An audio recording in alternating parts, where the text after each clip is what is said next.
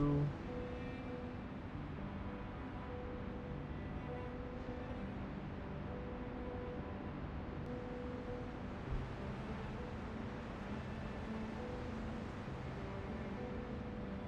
Oh.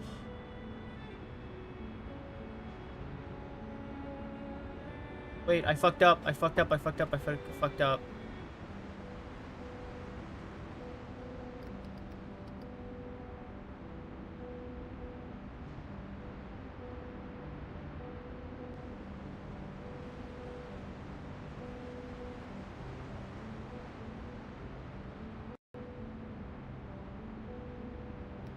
Done.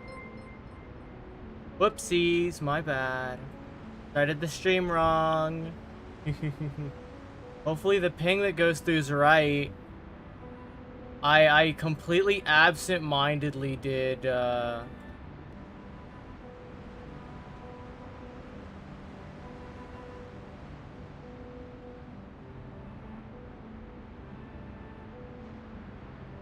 completely absent-mindedly hit the button.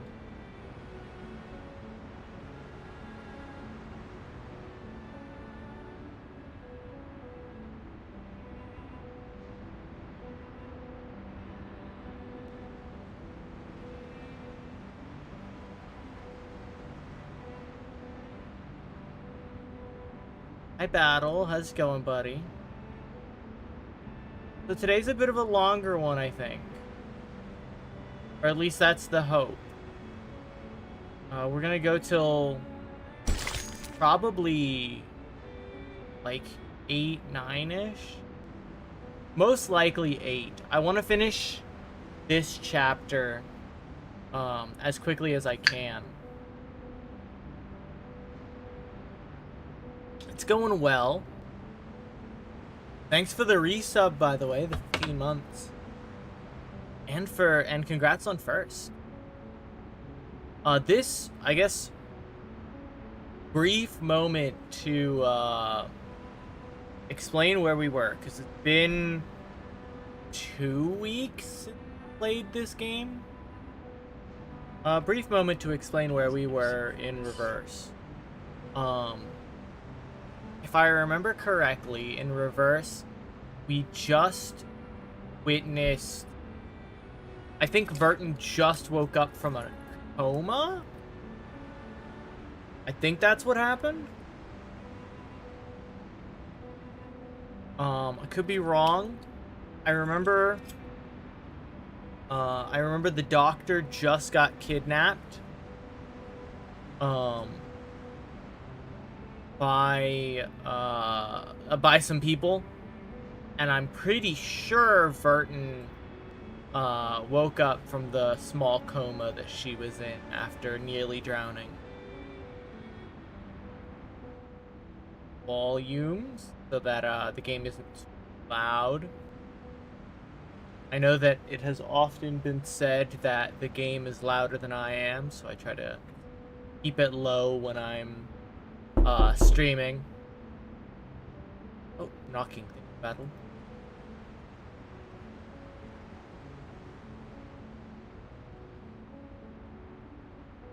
Start and see.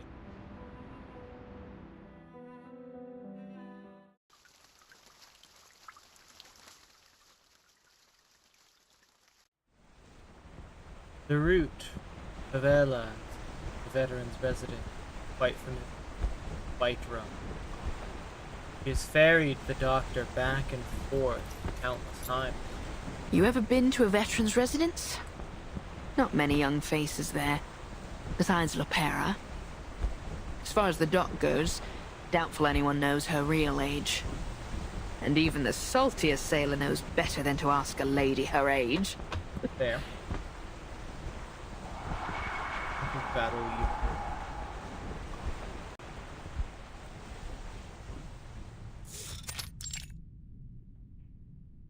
Sao Paulo, Ooh, veterans.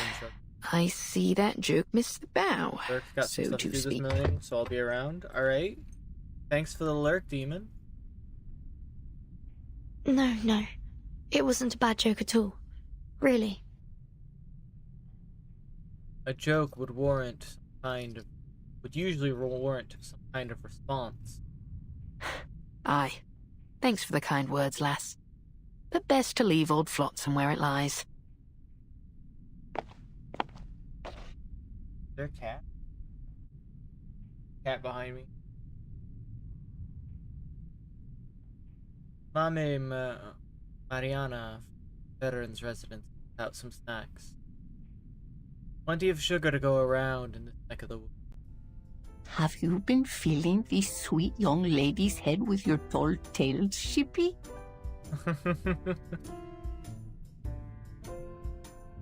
Little ship used to live, the doctor, veterans residence. Today she returns alone. Neither one of her passengers, her old roommate. Sorry to show up without proper notice. Oh, don't worry about it. Any friend of Lopera is a friend of ours. Oh, if you'd come a couple of days earlier, we would have introduced you to Senor Duncan and Dr. Doris. But they've not been around in a while. Real? That's a shame. I was looking forward to meeting them. Hopefully we'll see them soon. Okay, I gotta know what Duncan's up to at this moment. Oh, Kimberly. Kimberly wanders the courtyard, still on guard. Seems to be oddly familiar with this. You know, I knew a girl who looked just like her. A caregiver here way back in the 60s. Back when this place was called Heartfelt Home. Scratches the chin. But it can't be her now, can it? Besides, I'm old now, and my memory is a bit fuzzier than it used to be.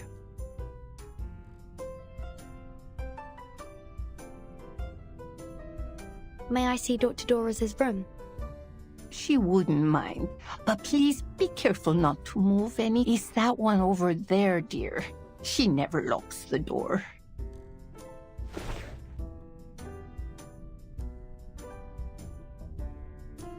The place looks no different than the other room. The door is slightly ajar. Green vines hang from the roof. Well-weathered walls bear the passage of time. Simple little. Kimberly stands by the door. A stray cat in her scratches its belly. Bit. How dare you scratch me! Let us see. Cat leaps out of Kimberly's arms, grabs hold of the vine, clambers over the wall with the veterans. Get back here, you fluffy rapscallion! I'll have your tail, you hear me?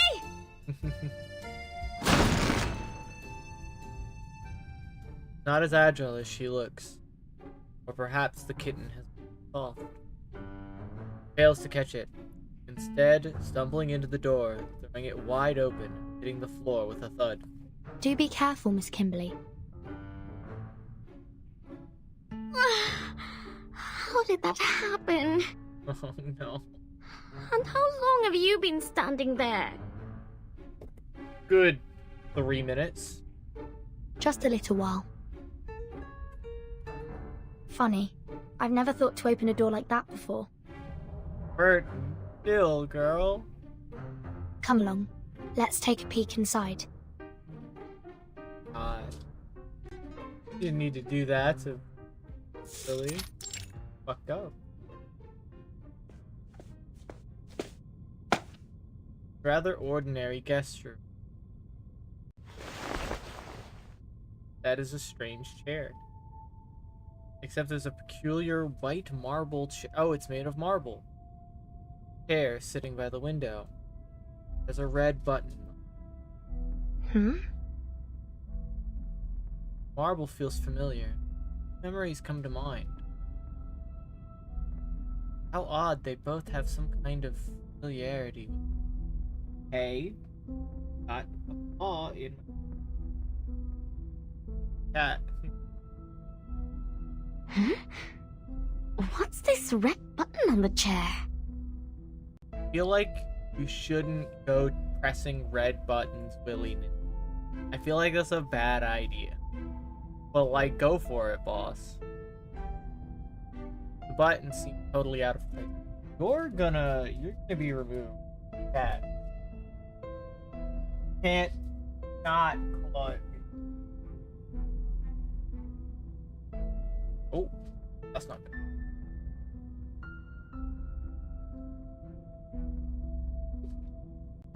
Hold on.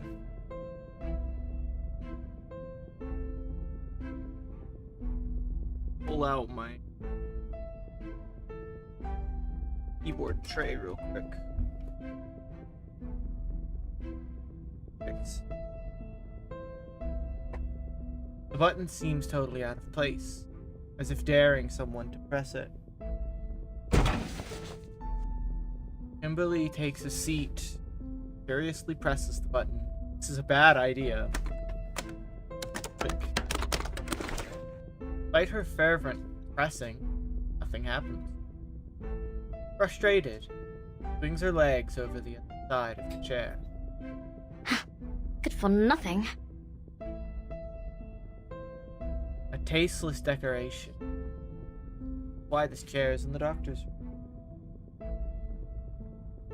Pressing the button did not trigger an explosion or anything of the like. Simple, functionless, harmless contraption. The other side of the room. The doctor's desk holds a stack of manuscripts. These must be articles that she hasn't sent out yet.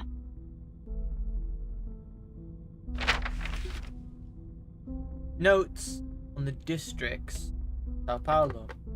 Records of arcanist fellas. Investigations into plantation economies, northeastern Brazil. She's a good woman.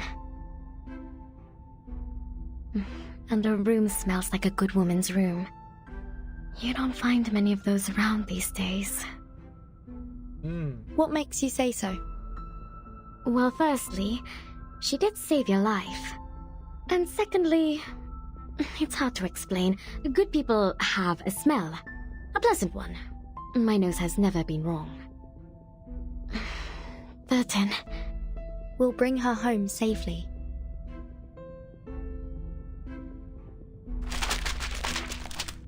This typewriter seems like it's seen a lot of use. Oh. Do you see any drafts? Any samples? I can't say. I'm not very familiar with these things. Take a look. She signed something here. But I thought her name was Doris. What, sign it. Single word written at the bottom of it.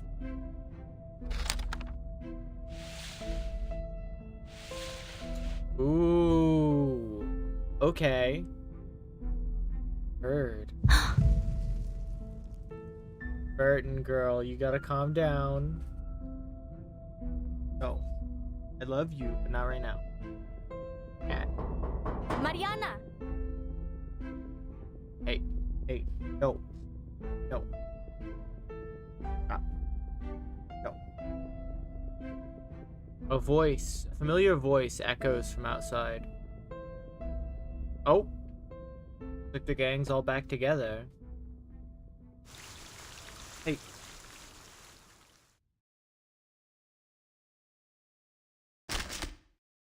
Oh, there's someone else, Cat. Clearly not.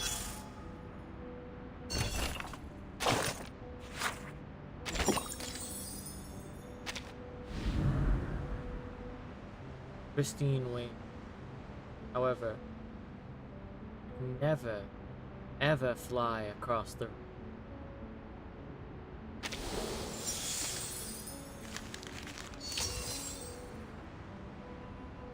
Corredero.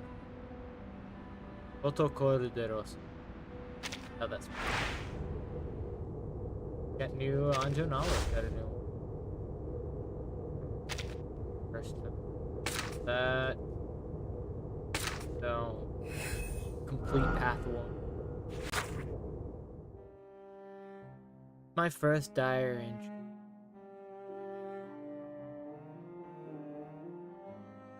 Erita? Pitiera said she helped me. Kept laughing and said use punctuation. Did not tell me what punctuation is. Sounds like seasoning.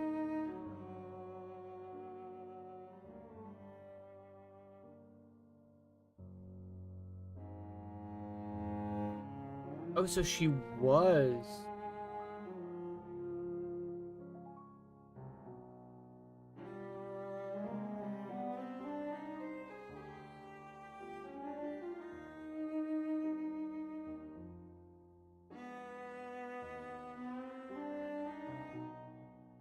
Okay, so she was a caretaker. It loved swooping down from the landing on our heads and as if it were a machine child. Interesting.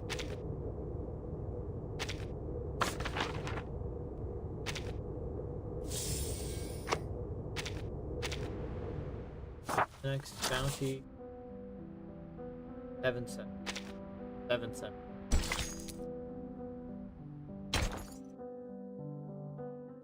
Read it again for no reason.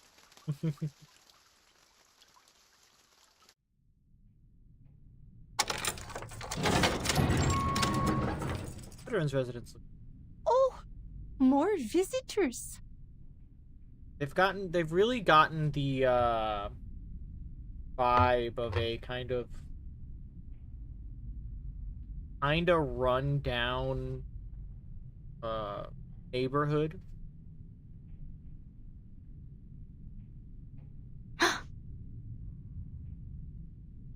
Lopera, safe. But where's Sotheby? Thank goodness. You survived too. What about Sotheby? Oh, something happened in the favela earlier, so she decided to stay there. Don't worry, Duncan's with her. We've got bad news. Dr. Doris has been abducted by the Brotherhood. What? Idiotas! What's wrong with them? Ugh, guess I'll call the base. Mi viejo will figure something out. Sink me! Lepera! I thought you'd been sent to Davy Jones' locker!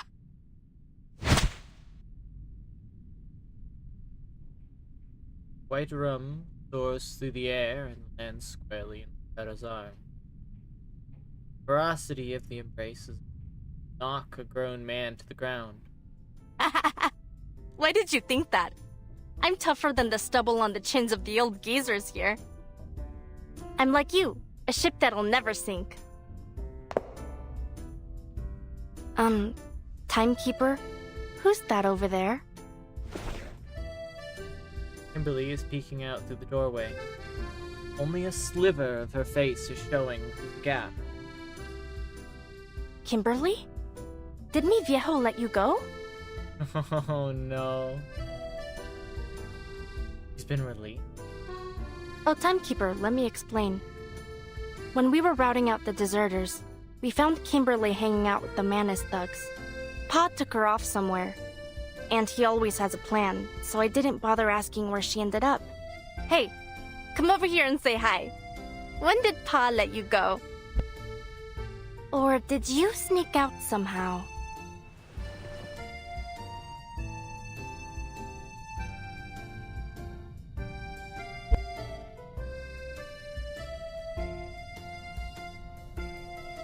Kimberly's eyes shift, claws tense, ready to spring into action at any moment. I think, Miss Kimberly, didn't you pull me out of the water?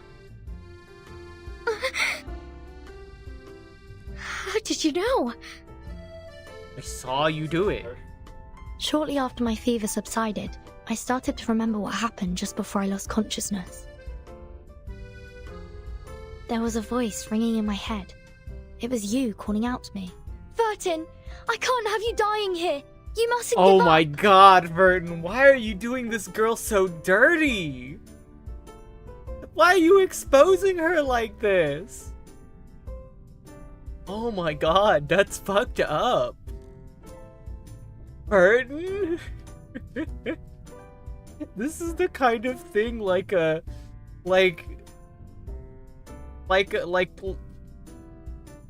you know when your partner does something stupid and then you remind them of it like a month later to embarrass them? That's what's going on here.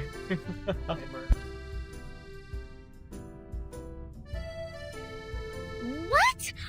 I did not say that. I just took you to the doctor and left.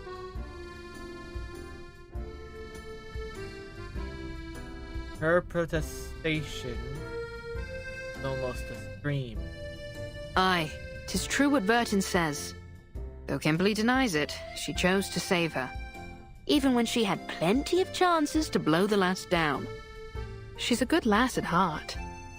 Not an enemy, Lepera.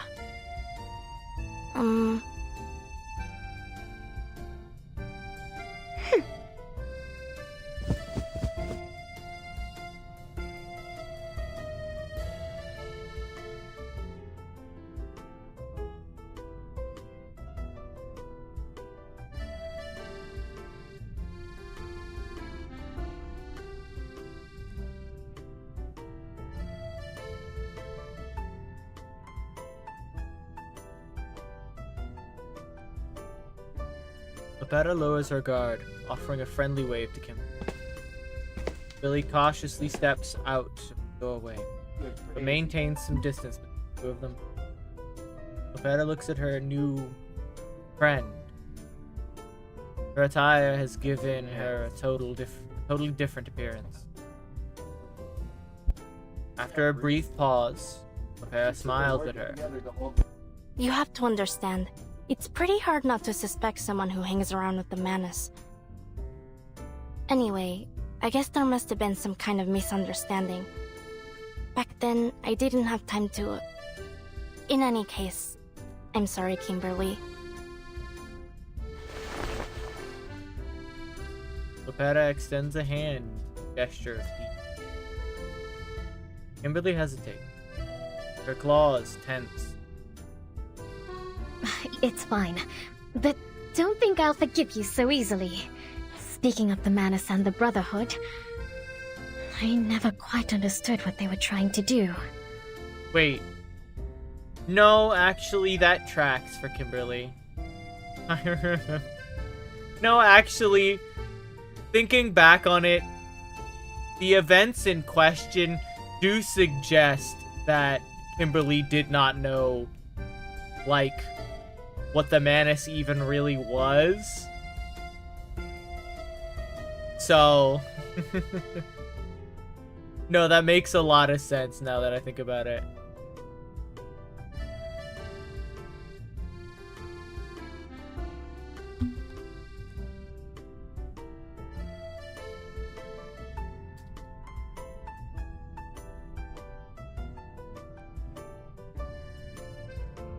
That's perfect. It ends.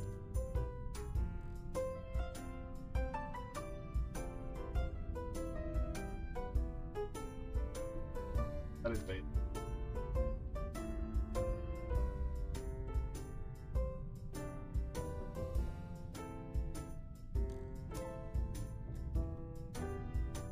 Ba, ba, ba, ba, ba.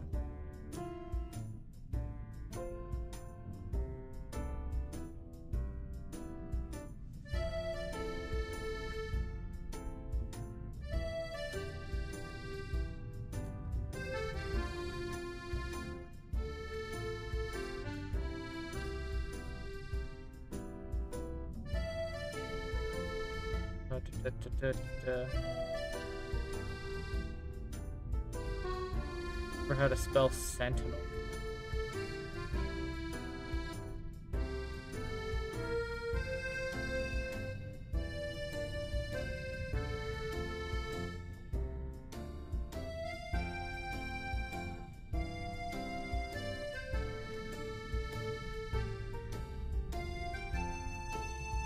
I'm being harassed in Gacha Hell. Give me just a brief moment. Actually, I can do the next. I don't blame you. I still don't really get it either.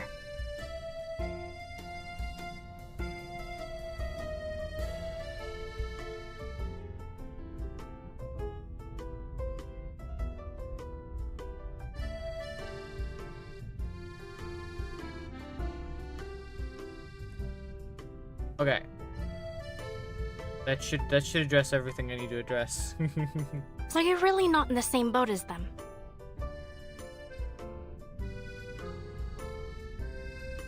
I mean, like, not really. Suddenly, a sudden yet perfectly reasonable question. Of course not! I don't have a boat! No, I mean, I'm not in any boat with anyone! If only I'd found my... She looks around, as if she'd forgotten something, finds nothing. Listen, I don't know who it is you're looking for, but it's not me. I've already told you everything I know. If I'm not welcome really here, good. I'll get out of your way. Just... please, don't take me back to that place. I don't want to see that thing ever again. Refuses to look at the weapons around Paradise Place. Perhaps in a strange sense, rejection, fear, something hidden deep within her heart. All right, girls. If you want to have a chat, at least take a seat first. It simply won't do to have you all standing around the entrance like this.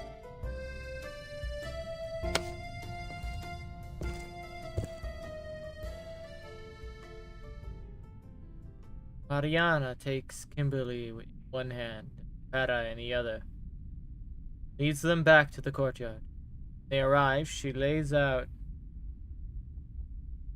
I don't know how to pronounce that word.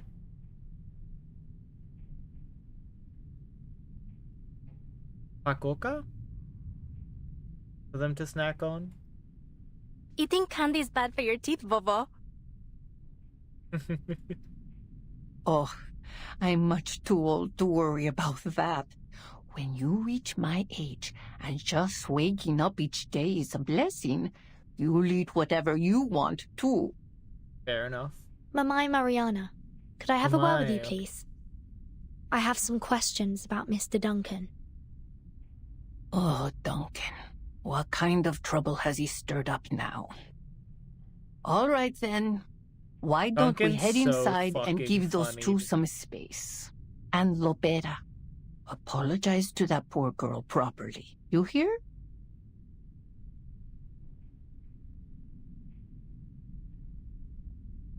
Every lost friend is... Hmm? Mi Viejo released you, which means you can't be trusted. Yeah, that's what happened. Burton didn't accidentally break the seal by touching the doorknob. Also, how the fuck did Burton break the seal by touching the doorknob? How strong is Burton that she was just able to snap the seal like that by accident?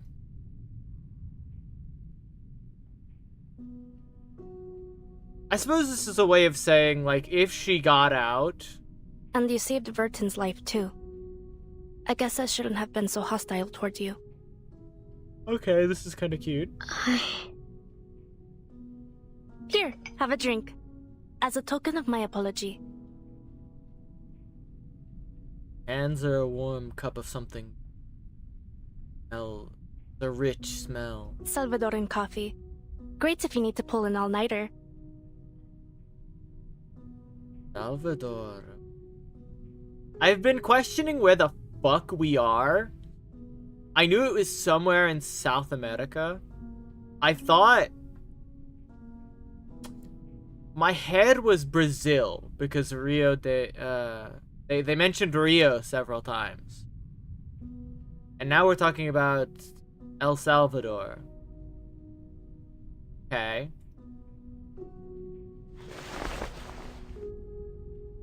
Kimberly raises the cup to her mouth. With both hands, curiously takes tongue into the liquid. So bitter! Oh. Yep, bitter like the old days. Vera falls silent for a while. Kimberly glances at the gun at Vera's waist. You know, back in Colombia, my father did horrible things to his plantation workers. Oh. Okay, wow. Whoa, damn. Are we trauma dumping already? I guess we're 12 chapters in. That's fine. Well, my biological father. Not Igor. Okay. Lopera looks off into the sky and laughs resignedly. As if she just spoke. Stranger. Flesh and... He said, "No, that's not the sound of gunfire outside. The workers are setting off fireworks. They're celebrating." And she's got the look in her eyes that's like, bitch thought I didn't know. But they weren't fireworks. He betrayed his workers. His compatriots. It wasn't a celebration. It was a massacre. After that, I ran away from home. One day, the Admiral and Molly found me. That's how I joined Xeno. Why does every Xeno child soldier have an incredibly tragic reason for being a Xeno child soldier? Why does Xeno have so many child soldiers? Why are these questions that I have to ask myself when playing this game? Why does Xeno have so many child soldiers, dude? Like... Betrayal's as common as dirt here. Comrades, friends, family, anyone could sell you out. And for cheap, too. I hope you can find your boat soon. You know, a place where people have your back. Can I not drink this? Of course. Don't force yourself. I know the taste isn't for everyone. Links cups with her new friend. Carlota Lopez Rivera. That's my full name. Bit of a mouthful, huh? Vera stretches out her arm, closes one eye and lines up the moon between. Closes her fist, catches nothing. Yeah.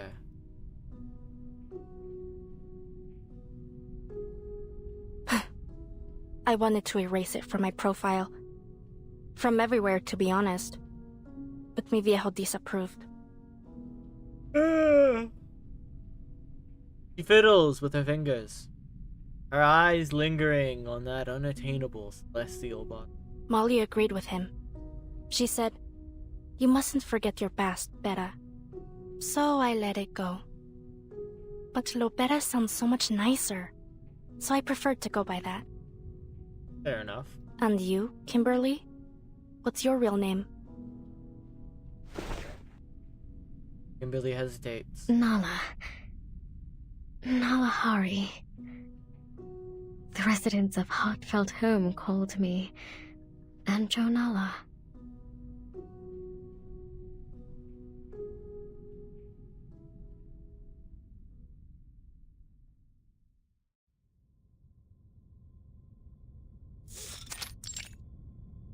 Gesture. How long ago did Mr. Duncan move here? Do you remember? It must have been 5, maybe 6 years ago. I'm not entirely Okay. sure. 5 or 6 years ago. Nowhere near the... Oh, fuck, someone's calling me. Nowhere near the 20s. What's going on? Do you have any photos of him?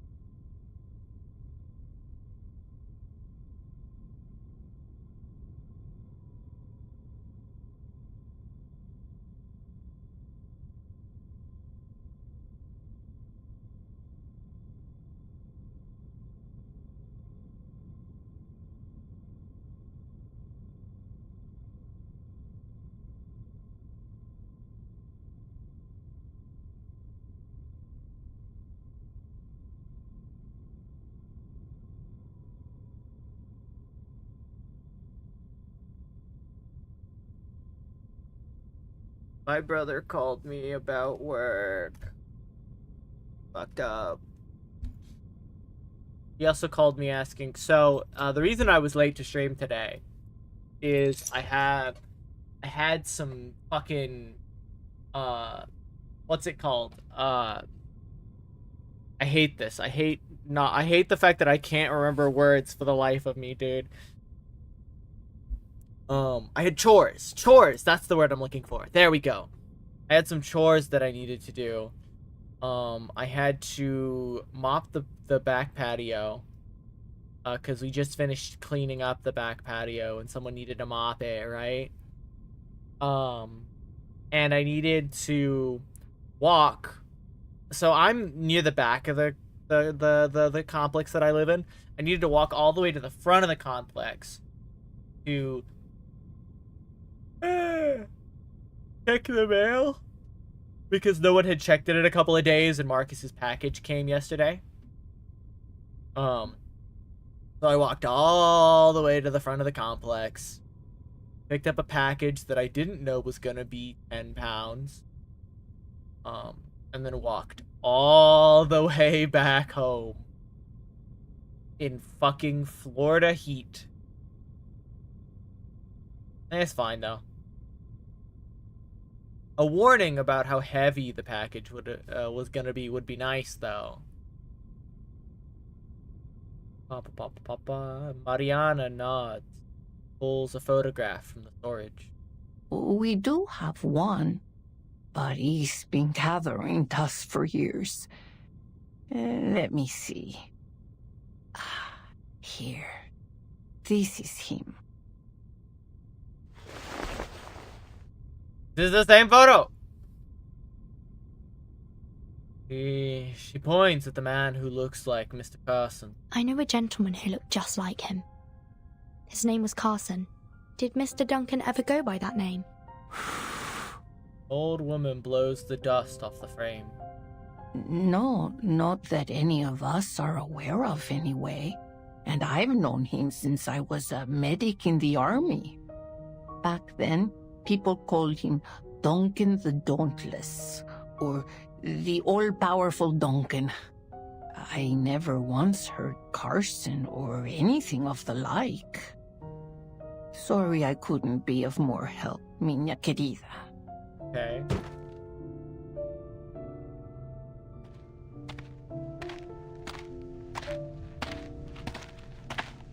It seems an in-person meeting. The Duncan order. As they head outside, black flashes across their... As a crow swoops down from above, it releases the letter clutched in its claws. A crow? The crow perches nearby as the letter flutters down and lands. The old woman picks it up, breaks the... Oh dear, this looks like bad news. That is such a sexy Santos. letter, dude. What the fuck? That's like nice, dude. What the fuck? Okay. Holy shit, man. That's a really cool letter. It's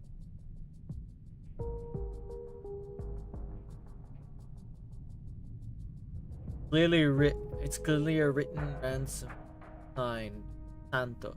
Dr. Doras is being held captive in the Colonel's manor. He's given us 3 days. To do fucking what? He says that if Zeno doesn't return the deserters they detained, he'll execute the doctor. Okay. Mamai Mariana, please contact Admiral Eagle. We need Zeno's help.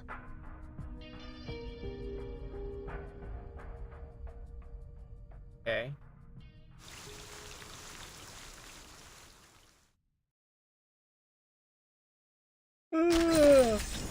Ugh.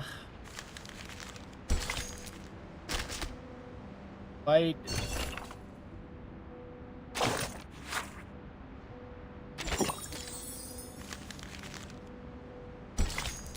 I want to know what the voices in Burton's head mean.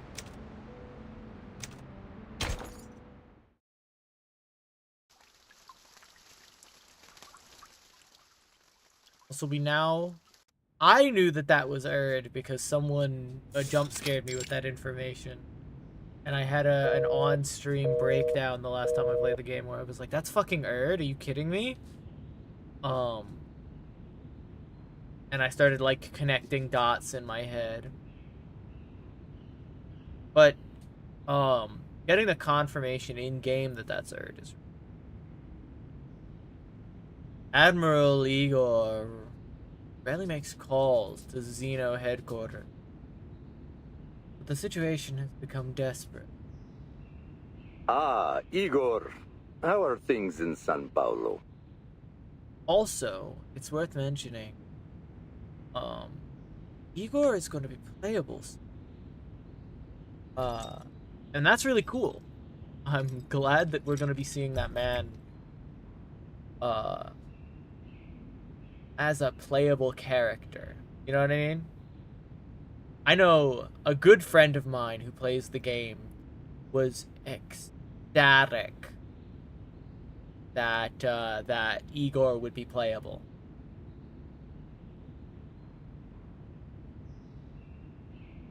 Worse than expected. I have a small number of troops with me, but not enough to deal with the situation. Things have gotten out of hand. At least one of the Apostles' Brotherhood leaders has pledged allegiance to the Menace. Yeah. Brotherhood. These new gangs just keep popping up, don't they? It's like cutting down sugarcane. Before you know it, another one's grown in its place. Carlos has been murdered by his own subordinates. Even now, some of the deserters are with the Brotherhood. The news is met with a prolonged silence. Did you catch them? Some have already been executed. The rest will be transferred to headquarters for interrogation. Okay. Good. What assistance do you require, comrade? An army. A reliable one. Yeah. An army? I'm afraid that's not possible.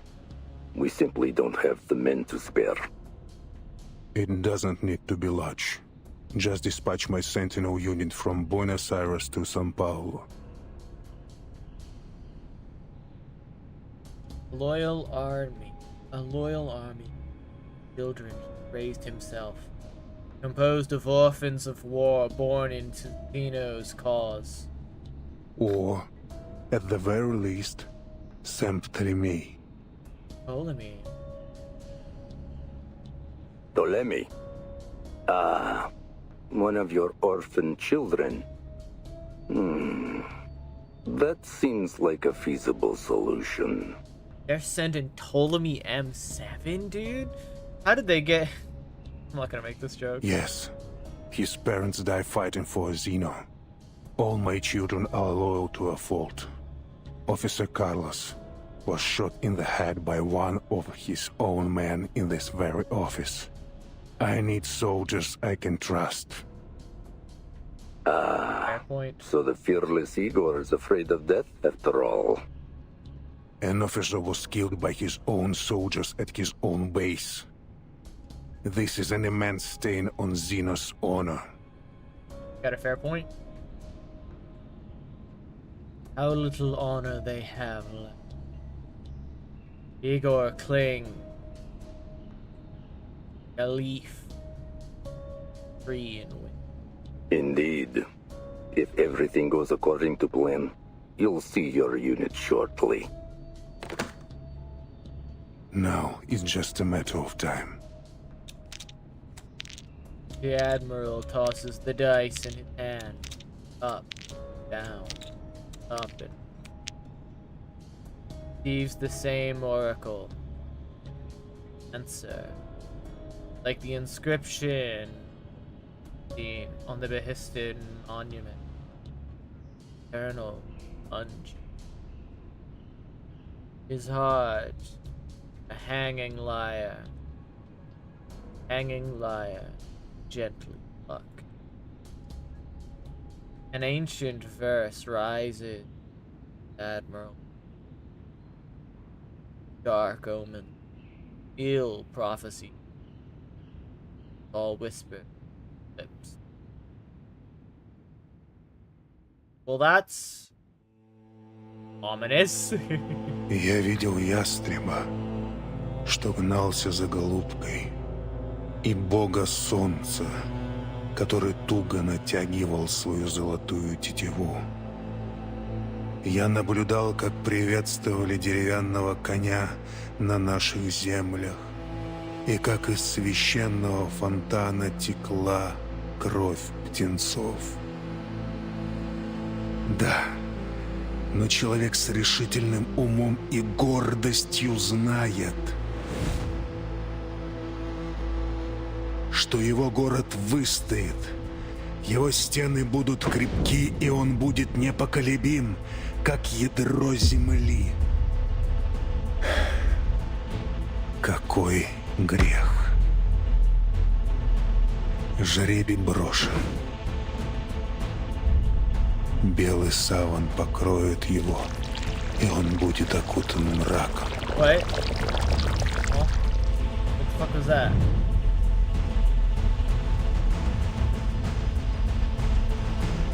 Это все для светлого будущего.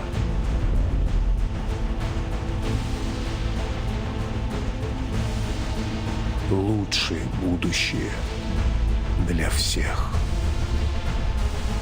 Horrifying. What?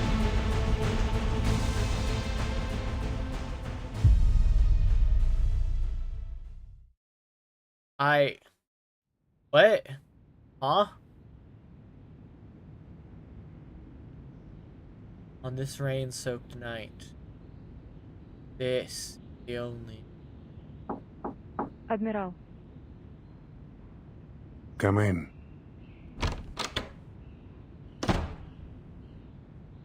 Yesterday, we received word from the Timekeeper that Dr. Torres has been abducted by the Apostles' Brotherhood. She should be coordinating with Lopera to set up a rescue operation as we speak. She breathes a sigh of relief. The doctor may have been abducted. At least the time keeps her safe. Also, that girl who escaped, Kimberly, is with the Timekeeper. She claims that she was released. Just play along with your lie. There's no need to tell Lopera the truth. Ooh, smart man. Smart man. Smart man. I love when characters are written well. I love when characters are like not lawful stupid, right? Like, I didn't do that. Bring her here immediately.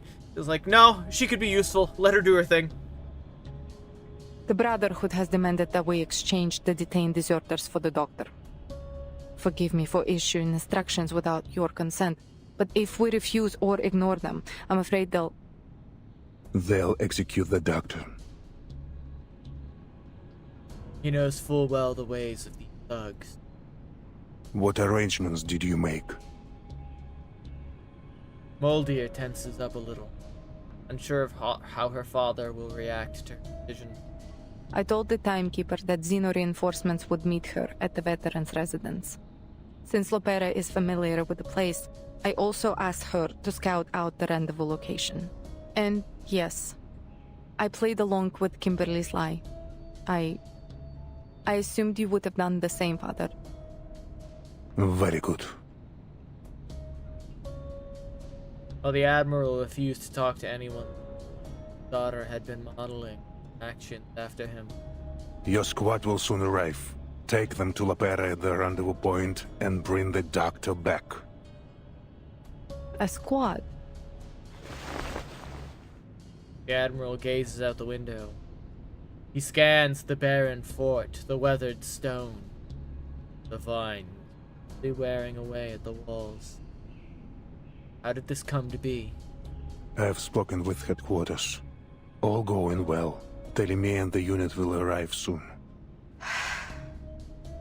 Moldier's body relaxes a little. Smile, girl. Face. I see. I can hardly remember the last time we were all together. Smile turns bittersweet. Your father died in Abadan. in a war he had no obligation to fight in. It's far more glorious to die in the throes of battle than to wither away on a sick bed. He made an honorable sacrifice. How shameful that we would tarnish his honor. Honor. Thing. Dane. Let's begin with that young pilot, Lilia. Tell me, what do you think of her? She's well trained, experienced, a straight shooter, similar to Lopera in many ways.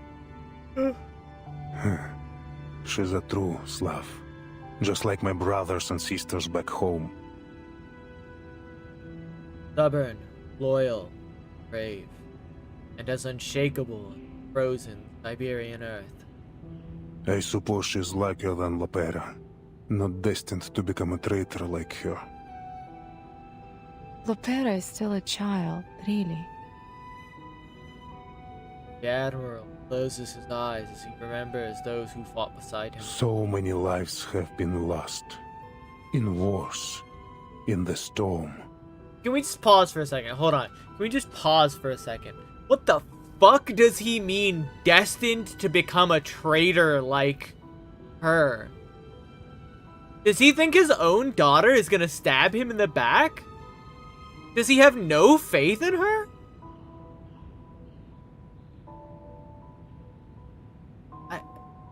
Like what? I'm baffled by that sentence. I guess this is characterizing Igor as someone who... I guess Igor has been characterized as a person who is quite judgmental of others. They have all been enshrined in the halls of merit at headquarters. What do you think Lopera will do? She's your child, just like me. I think she will stand with us. Stand with you?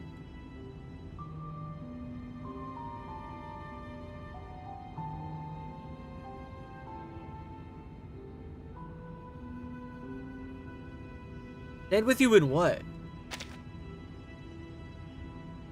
Max. You think, do you? What does this mean?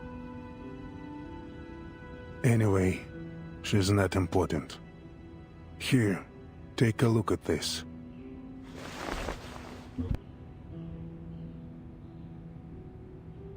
An invitation. I will not wear it.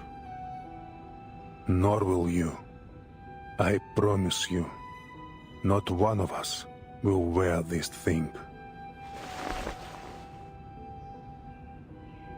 The preacher has given us a gift and shared with us an oracle. We will bring her something in return. Fire and brimstone rained down from heaven. Yet among the ruins were covered the remnants of a miracle. Okay. A miracle that is living, breathing, and growing. I can sense their life force. I can hear their whispers from within these ashes. Oh. A lucid dream, a living death, perished in reality. Moldir, they are invincible, rather than endlessly throwing young soldiers' lives to the white stone house. I choose to stand with the true future.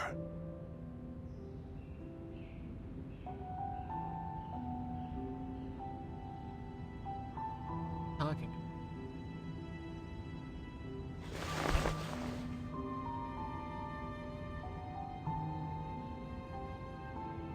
I will always stand with you, Father.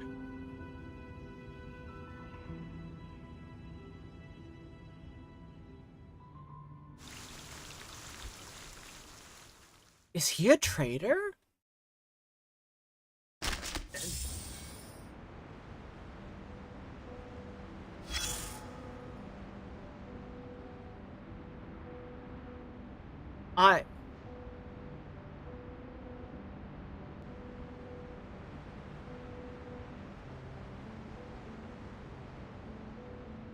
I'm so confused.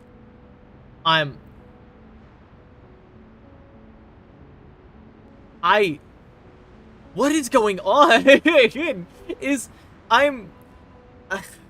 I need a minute, guys. Sorry.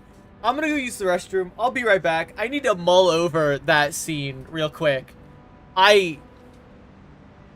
What the fuck just happened? Okay, give me a minute. I'll be back. I'm gonna take like 2 or 3 minutes to use the restroom. I'll be right back.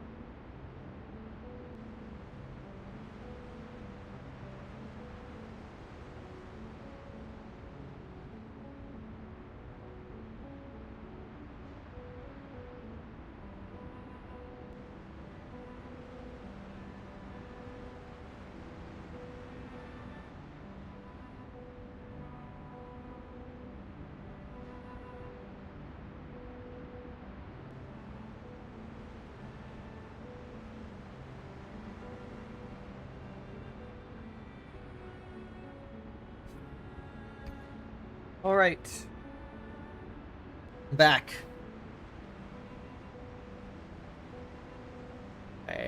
I have done my thing. Now I need to know. The gambling game's been set up in a place unfamiliar to you. Soon, you'll be invited to join the table as well. Need more detail. Huh. You seem to have grown quite assertive. But remember this. As a newcomer to the table, you have no privilege to make demands or probe for information unless you're looking to be targeted and isolated. You have to lose a few rounds. Pay your entry fee. Only then can you start to learn the secrets of those at the table. The players' backgrounds, the dealers' habits, and the truth behind the highest stakes gambler. It's baffling to me. Why would anyone travel halfway across the world just to throw away their money?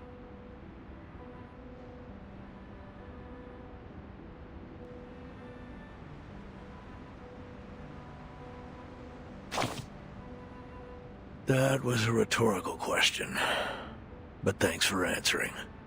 You're right. The allure of winning is irresistible, even in a game of chance. People blow on the dice, clutch a rabbit's foot, or murmur a prayer, foolishly believing they can sway the outcome. How deluded. It's pathetic. Unless it's a bad game. Oh, quite the opposite. The odds are rarely equal.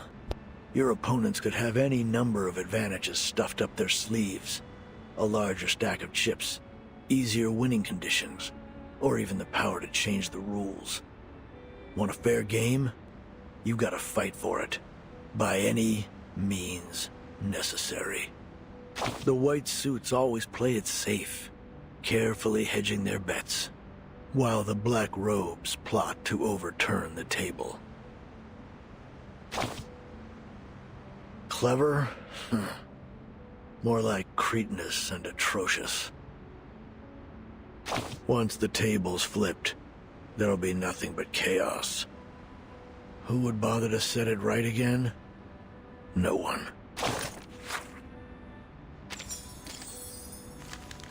Jeez. Certainly wild. The Northern Falcon. I wish I could do the story on hard mode. Because in fights, my team one-shots. I have to do, like, Manus Bulletin to, like, get real challenges. Sometimes that doesn't even... Sometimes that doesn't even challenge me.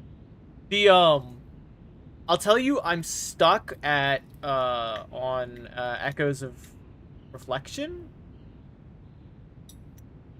Yeah. Echoes of Reflection. I'm stuck on that fucking game right now.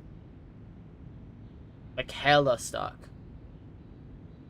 Like, I need to build a new team to get past the current, encounter, stuck. Or, I need to build a character who has buff clear. And I've got to look through and figure out which character is the best that has buff clear. Because I think I'm at a fight that I think I just can't clear without either being able to one-shot the boss or without buff clear. The old admiral picks up the file beside him, flips through the young pilot's records. Arcanist. Abuses alcohol. And loves to fight. Okay. Messenger. Call Lieutenant Lilia. Tell her to meet me at the training ground. Boy. He rises from his chair and heads to the training ground, where the blood of traitors still stains the grass.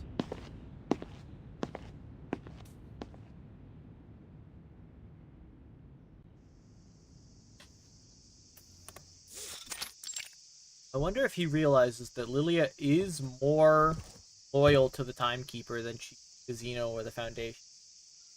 Lilia approaches the Admiral, her flask clutched in her.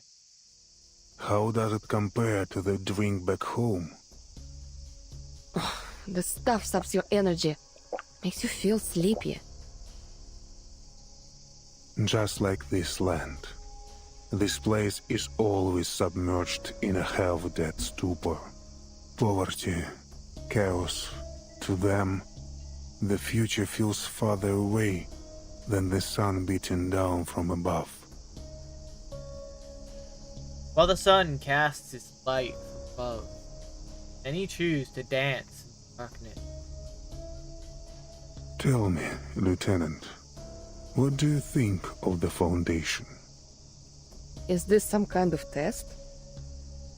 No. Just the curiosity of an old man. I often wonder how the younger generation views the organization. Well, unlike those Manus maniacs, the people at the Foundation are at least open to reason. Don't get me wrong, they're stubborn, but overall, I think they're good people. A surprisingly positive view of the Foundation from Lilia. I thought Lilia hated the Foundation. Especially for what they did to Verton. The Timekeeper's red-headed sidekick, for example. Oh, I see. Veneto is busy with administrative work to join the Timekeeper Sao Paulo. She's a stickler for the rules, but it's so boring to follow all the regulations. That being said, it would probably be even worse without them. Total chaos, actually. Anyway, at the end of the day, someone has to do the thankless jobs, and the people at the Foundation are the only ones willing to do them. Subtle hint of approval flickers in the eye. Oh, I see. Okay. The Admiral's... Okay, so I had the wrong bead on the last chapter. The Admiral isn't potentially going traitor. He just thinks he's looking for holes in the Timekeeper's crew to make sure nobody on Team Timekeeper is secretly a Manus sympathizer, I assume. As the Foundation's most loyal partner, Xena has always been committed to creating a brighter future for both Arcanists and humans. Okay, so that's what he meant by the real future. Or the true future. He meant a future... Okay. No, I get it. Alright. No, I understand him now. Okay, so this chapter is establishing Igor as a... Interesting. Hey, Okoji. This chapter, this section is establishing who Igor is. He's a person who believes in coexistence and like kind of just the mission statement of whatchamacallit, of the Timekeeper, I guess. A world where both Arcanists and humans coexist. Thank you for the head pack, OG. How's it going, buddy? That includes fighting Manus Vindicta, as well as any other conflicts and chaos in the world. Okay. In Sao Paulo, for example, maintains city's fragile peace in its own way, in its own unique way. Uh-huh, it's a mindless gun. The Foundation points, and Xeno shoots. Precisely. Countless soldiers have perished in the storm, and they've all been deemed Knock, knock. necessary sacrifices. I have to tell you, I don't like Xeno's role in all this. Neither do I. But an order's an order. Even if it sends your soldiers to die meaningless deaths against an enemy they couldn't possibly defeat. That is true. Still, we march on without hesitation, pushing our weary bodies deeper into the storm. But how much longer can Xena keep going, Lieutenant? How long until our knees buckle and we fall to the ground? I don't know, and I don't care. Takes another swig of sweet as the oblivion. Arcana isn't that.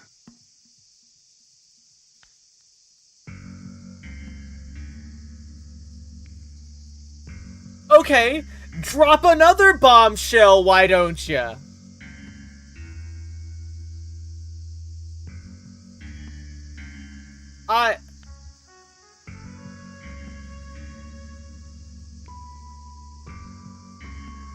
Okay, sure. We detected life signs after the explosion of the vacuum bomb. That's impossible. Yes, it is impossible. It would take a miracle for her to survive. Do you believe in miracles, Lieutenant? I'd sooner believe the ramblings of a drunkard. I'm stunned. That may be the case, but when a miracle worker appears, there will always be people who follow them, like sheep follow a shepherd. So, when the desertion incident occurred, I wasn't surprised. I was infuriated, however. Not because they abandoned Xena, but because they murdered their own officer. Damn traitors. Back before the first storm, Human and Arcania's troops got along well. We set aside our origins and united under a common banner. Okay. Our bloodlines meant nothing next to our bond as comrades in arms. But the storm changed everything. Time rolled back, and with each regression, the brilliance of Arcanum shone ever brighter. Eventually, formed a rift between. As a soldier, I must obey my superiors. I sent my men as ordered, no question asked. But... Yeah. Thor looks hesitant. does it really make no difference if the place they die a martyr's death isn't a battlefield? Like war, these things are never simply a matter of black and white. Interesting. We should do the Christmas Phasmo event starting on the sometime. There's a Christmas Phasmo event. Been playing it a lot. I've had a lot of friends who suddenly want to play Phasmo again, and I don't know where it's coming from. Apparently Phasmo's like good again. A lot of friends have been wanting to play Phasmo again. Lieutenant, what do you think of the Timekeeper? Gotten a lot better at it. Yo, Koji Goat, Koji Goat. I trust her completely.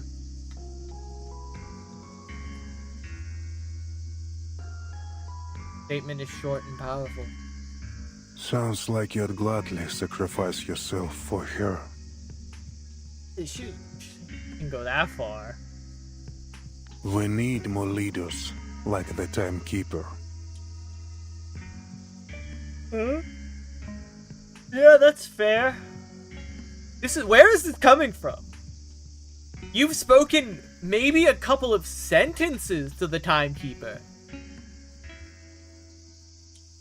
I guess Vertin does have that natural fucking riz that she uses to get people on her side and talk down lunatics.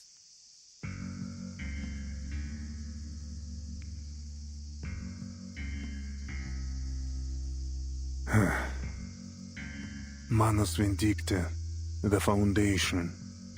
They are just two sides of the same coin, aren't they? I would disagree.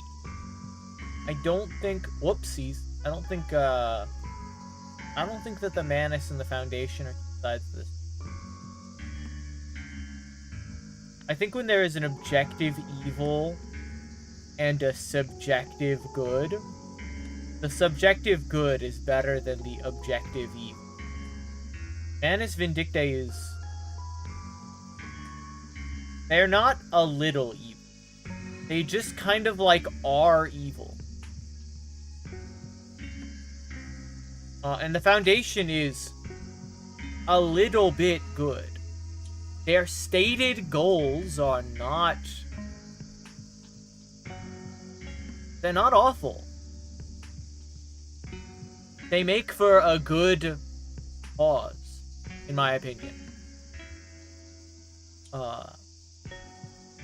If you can stamp out the people among them that humanocentrists, right?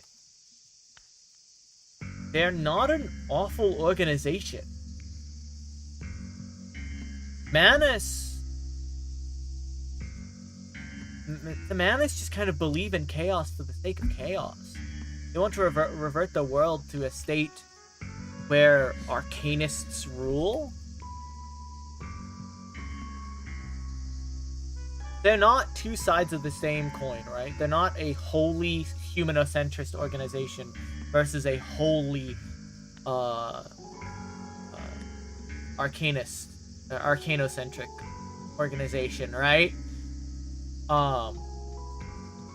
The Foundation does genuinely like care for its own human or arcanist.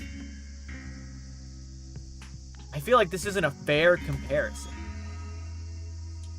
We've seen the Manus throw away, like, I guess we've also seen Foundation kind of throw away some of it, but it attempts not to, like, genuinely, at least from what I've seen. The Foundation cares far more for its own than I feel like the Manus does. Everyone in the Manus feels expendable. Except for their leaders, I guess. He sighs again. Then he extends Lily an invitation. The Foundation, the Pack Security Council, Manus Vindicta. Which path do you think the Timekeeper will eventually take, Lieutenant? Who the fuck is the Pack Security Council? Hold on, to Google I go.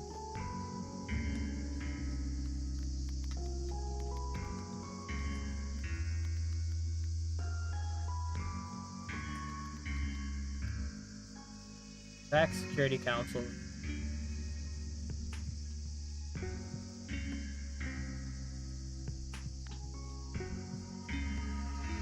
Aren't they like the Google area?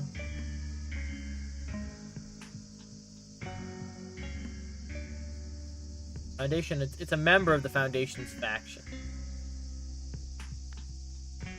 What did he say? Who did he list off? Hold on. Foundation, the Pack Security.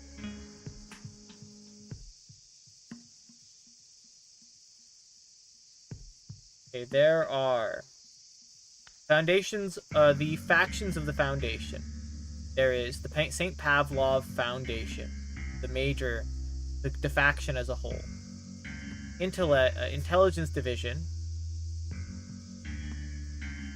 the Joint Committee, the School of Primary Defense of Mankind, SPDM, which raised Verton, the House of Integratus, the White Marble House, the Research Center, School of Discipline, the Administrative Human Resource, the Administrative Department and the Human Resource Department, Pack Security Council.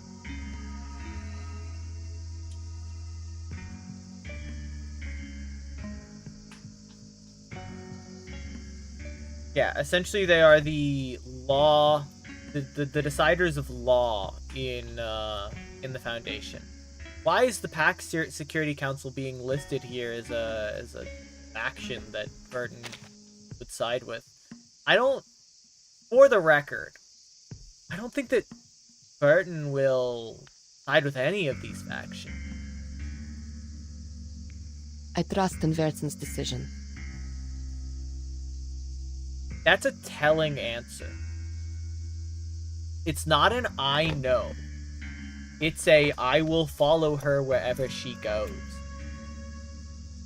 It's very telling. It's almost scary, I think, that despite Manus being the main villain of this, like, of this game, right? Lilia is leaving up the option. Lilia is leaving up the option, despite Manus being the main villain at this moment, right? Lilia is saying if the Timekeeper suddenly joined the Manus, she would follow her. That's a powerful sentence that Lilia would essentially betray everyone she knew if Burton made the decision that the Manus were the right path. Kind of scary. She's not saying, I know where she's gonna go. She's saying, no matter where she goes, I'm following her. Real ride or die energy from Lilia, not gonna lie. Which is fair, because I think Lilia is like one of... I think Lilia is one of Burton's day ones, if I remember correctly.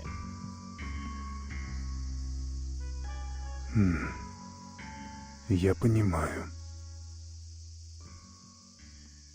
Ты уверен, что Зина не тестирует меня? Well... Нет. К Зине это не имеет никакого отношения.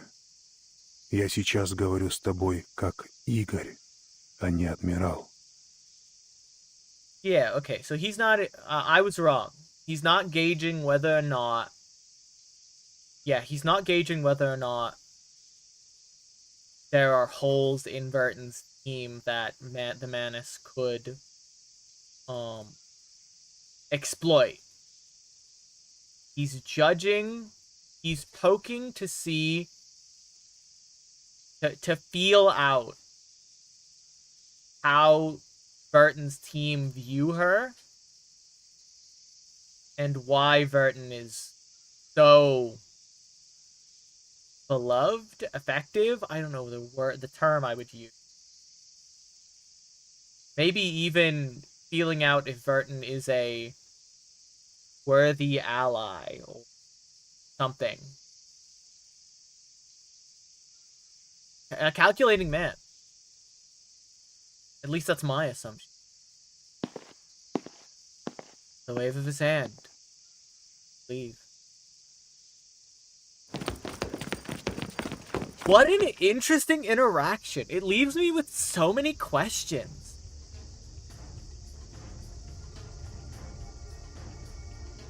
Oh. Oh no. Oh, this is about to turn a different direction. As he vanishes under the shadow of the colonnade, soldiers rush into the training ground. They surround Lilia, their guns pointed firmly at her. What's going on? Lieutenant Lilia, you are under arrest for the assault on Admiral Igor. Oh. Oh no. Oh. Oh no. Were my initial thoughts correct? Is Igor a traitor?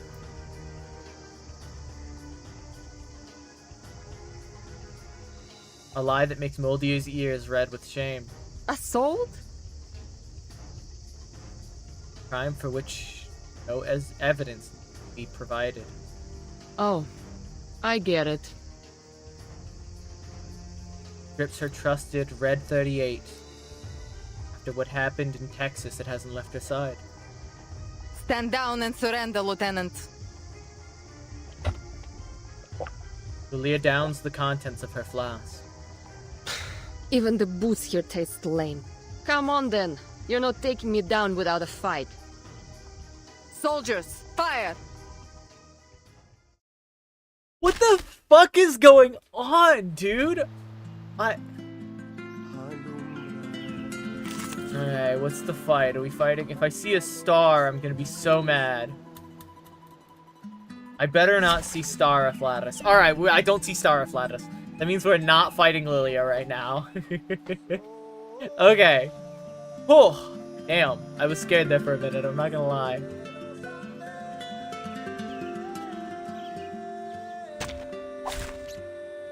There are many routes to travel, but only one destination.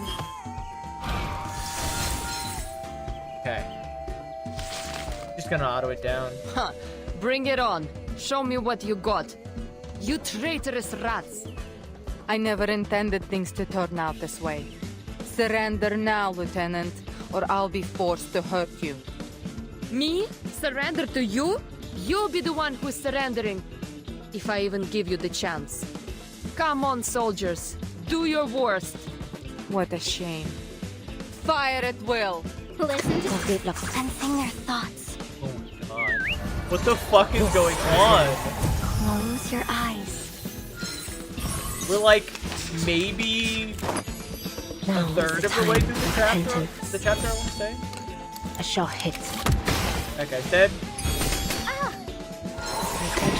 Taking a peek inside. Now is the time of repentance. Hello, my shadowy friend. Though it may come with pain. I won't be fooled. The enemies of peace shall be stamped out. A worthy victory. Dude, I need but to know. The fight is far from over.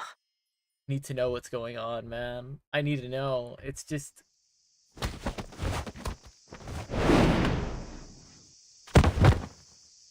It's useless. Far too many of them for Lilia to escape. There is no use resisting, Lieutenant. Disarmed. Lilia is forced to her knees. Her hands are bound behind her Tell back. me, what's Igor planning? Father will lead us to a future where meaningless sacrifices are no more. The die has been cast. I hope you know that this is nothing personal. I'm just following orders. A fate as cold as the wind, swept across free, blue, fired land. Take Lieutenant Lilia to the holding cell. No one is to harm her without orders from the Admiral or me. What?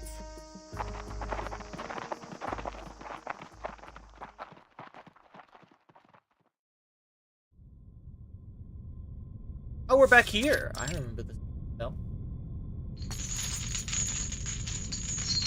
We are traitors to Zeno now, Lieutenant. Through these words, though these words disgust her, forces them out. I am loyal only to my father. It's a pity, really. I would have liked to work with you in the future. Shackled pilot stares furiously. Silhouette. And Moldier's dark. How long has he silhouette. been planning this? Ever since the preacher gave father a gift and the path to a brighter future. Live or die, Lieutenant. I will never betray my family. Well, I guess you're gonna fucking die then. Like, no, okay, it all clicks now. It makes sense why he said Lopera would betray them.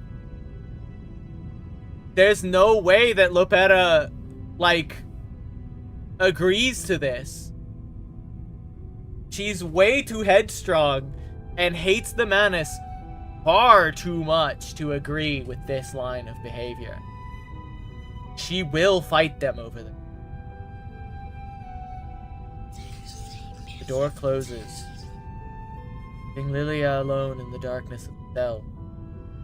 Boldir issues few instructions to the guards before handing him. Soon, it will soon be the time to welcome her brothers and sisters. Oh, turn back from the path her trucks lead young officers loyal to Admiral Gore to base, carrying elite Xeno troops across the country to annihilate Manus Vindictae, to destroy the Apostles' Brotherhood.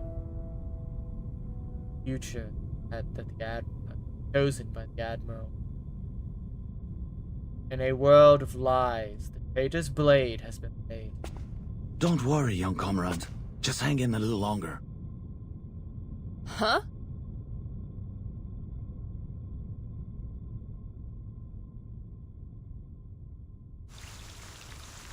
What? That wasn't how I was expecting the chapter to end after that. I wasn't expecting a girl, got your back, get you out of here. That wasn't what I was expecting to be the ending of that.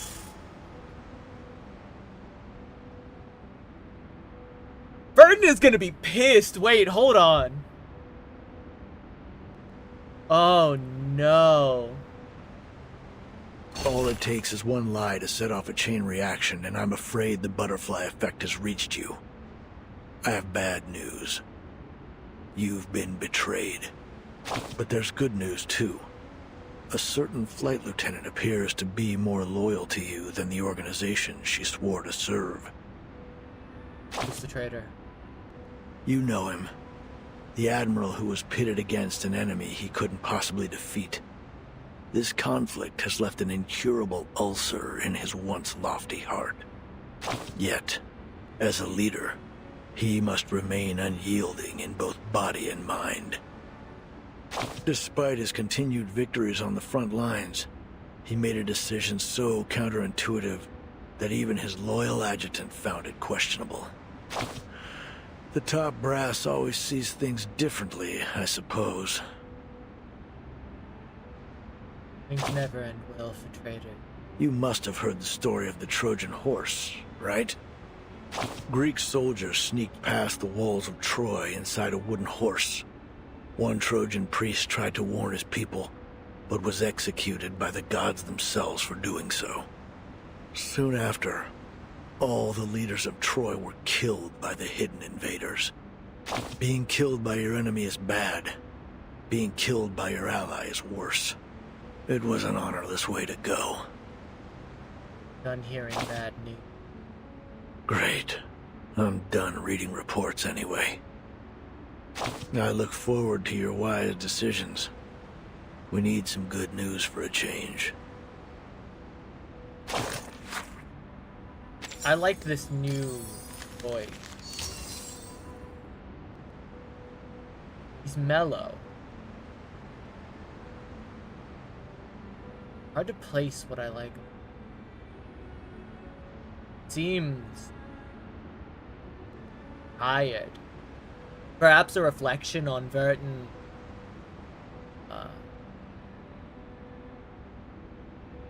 Wary soul. He must have been doing this job for heaven knows how long.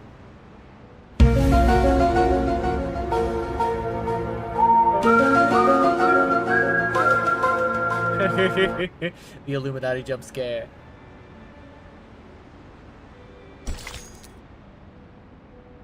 You hit the random button down there, Koji. I love the random button. People have forgotten about its existence. Or did I make them all 0 bits? Yep. Random button. Random button for the win.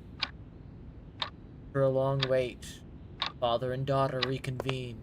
Father, Ptolemy and the unit have arrived. So here they are. The army of justice ready to eradicate the Manus and the deserters in one fell swoop. Picks up a gift he received from the Foundation. During the last storm, the Foundation created this thing. And with the help of Laplace and the Apean Arcanists, they stole the fire of the gods, just like Prometheus. Which side would you choose? I wouldn't. I would follow. What a fucking... I know this is hypocritical, because I was saying that it speaks a lot of Lilia saying that she would follow Burton over telling Burton which way to walk. This is a little bit fucking different, it feels like.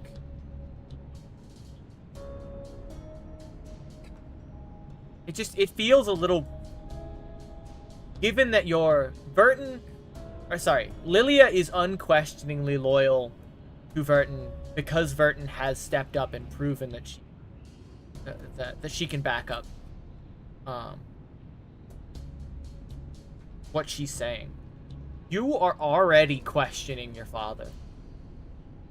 You are already disagreeing with his action, and you're still saying that you would follow him unquestioning, despite the fact that you know that's not true. Whatever you say, Mulder. I hope you live. Hope you live to regret the decisions that you're making right now. Follow you wherever you lead.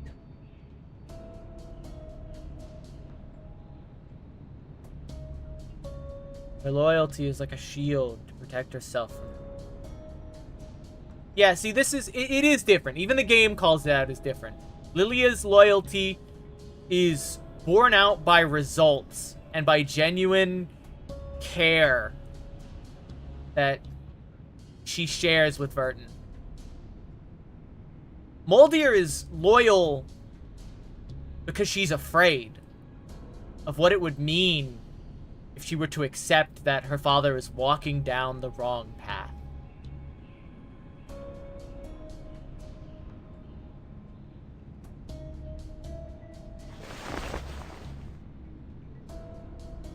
Send someone to bring Stefan's belongings here. The traitor found something important at Tuesday's motel. Ptolemy will find it useful. That's all for now.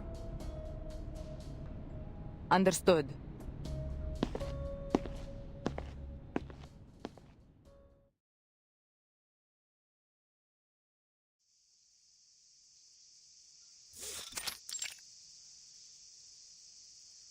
Muldir, long time no see. Oh God, you look evil.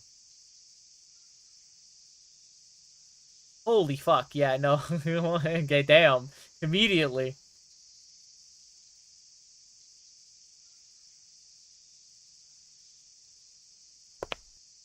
The one-eyed officer steps forward and embraces, kissing her on both cheeks. Conversation gets straight to the point. What do you say? Do we give those humans a chance to surrender? What?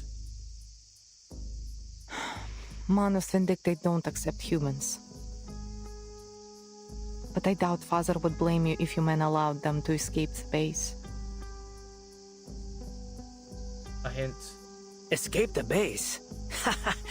Muldir, are you having second thoughts? He sneers at his sister's kindness. Either follow this path to the very end, or show mercy and give Father and the two of us executed.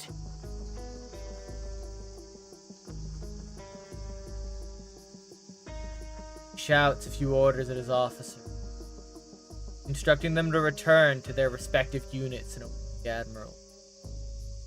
So what then? You want to have a mass execution like Lopera did? On what charges? For refusing to join the rebellion? Disobeying orders? Oh no. There will be no trials. He leans closer and whispers a few words in his... Waldir's eyes widen. All my men know about this plan. We're just waiting for Father's orders. They all know? Well, those who are still alive. Only blood and dirt can bury secrets. The Manus have provided us with a miracle that allows us to survive the storm. How could anyone refuse such a sacred gift? You're acting like the Foundation haven't already made a... Bro, kill this man. This man is evil. Even after the total destruction caused by the vacuum bomb, we still detected life signs. No one in history has ever been able to do that. Lady Arcana is invincible. I don't care about Arcana. What worries me is that the soldiers who are unwilling to follow us won't just surrender. Then we shoot them. His delivery is disturbingly casual. There are only two options. Follow or die. I don't think that's... The Admiral strides toward them. Oh, Father. Where are the others? They went to rally the soldiers. We've been waiting for this day for ages. Seems to have known about the Admiral's plan for quite some time. For ages? How long have you known about this? She looks at Ptolemy, confusion and astonishment in her eyes. I told your siblings some time ago. Then Lopera... She's not part of the plan. Her only responsibility is to bring back Doris. Doris? Who's that? None of your concern. You have other things to worry about. Go issue your orders to your soldiers. Moldir, prepare the aircraft. We're going to Tierra del Fuego. Tierra del Fuego. All the way to the southernmost tip of the... to a place you can gaze upon that snow-capped land south. Feel the icy breeze on his face. How many of our soldiers do you think will remain loyal? Less than half. I'd say about 80%. The Arcanists will follow us. There's no doubt about that. But we still have a lot of human soldiers. Don't worry. I'll be sure to deal with them. A necessary sacrifice. Bitch, I'm mad now. Okay. Oh, I'm mad. I'm mad. Bitch was just talking about a world without sacrifice. A world when no one need die. And they're about to fucking murder a bunch of humans for not wanting to follow them.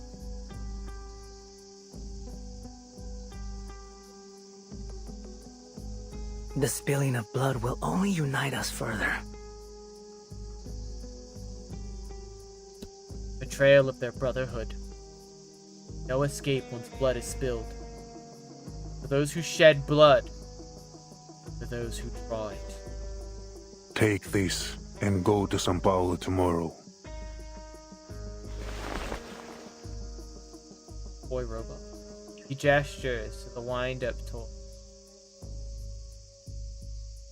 Once belonged the traitorous officer who stayed at Tuesday's motel. Placed beside a G33 syringe, flying arrow, M1903 pistol. Oh, me too? So, if Moldir fails, you want me to use this little toy to get Lopera back? No. You will bring Kimberly back from the veterans' residence. This is Kimberly's seal. As long as it's in your possession, she cannot disobey you. Ooh, I don't like. A succubus cannot resist the will of whoever controls their conscience. Bring her back peacefully, if possible. Of course, Father. I will do as you wish. Instructions given. The Admiral leaves. Right then, Moldir. Let's get started. He whistles. Guards to begin them.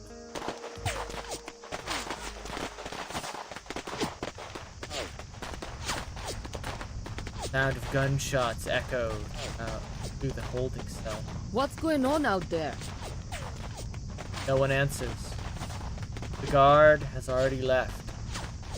Is the base under attack? By whom? The Manus has no reason to launch a frontal assault. The Apostles' Brotherhood? No, that's even less likely. He immediately dismisses them.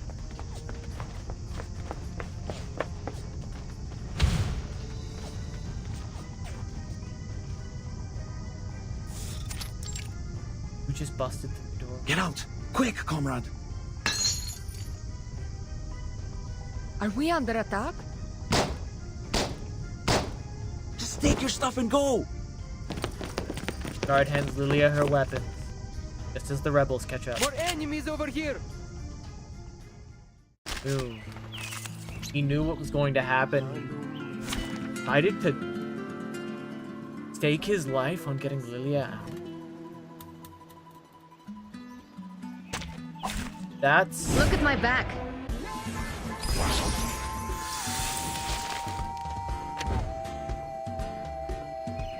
Okay. Brave soldier, not gonna lie. Now, Sensing their thoughts. My sight shall unveil the hidden. This is now. could all die. Ooh, more health than I Now is the time for repentance. A shot hit. One dead. Now is the time for repentance. Two dead.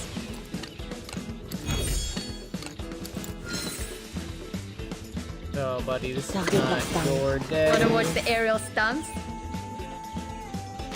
Taking a peek inside. The enemies of peace shall be stamped out. A little trick. Okay.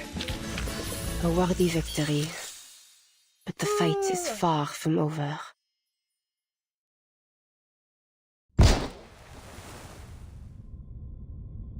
Comrade! Amidst the chaos, guards have been shot. The guard has been shot in the leg. Leah goes to help, but the rebels are closing in fast. Berlin. Another damnable choice. This time there's no time to Lieutenant hesitate. Muldeer asked me to help you.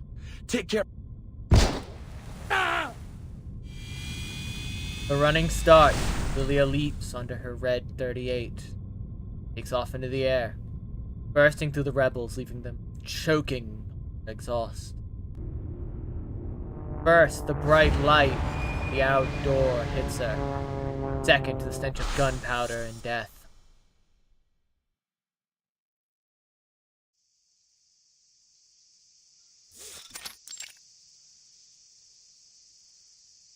Traitors and loyalists.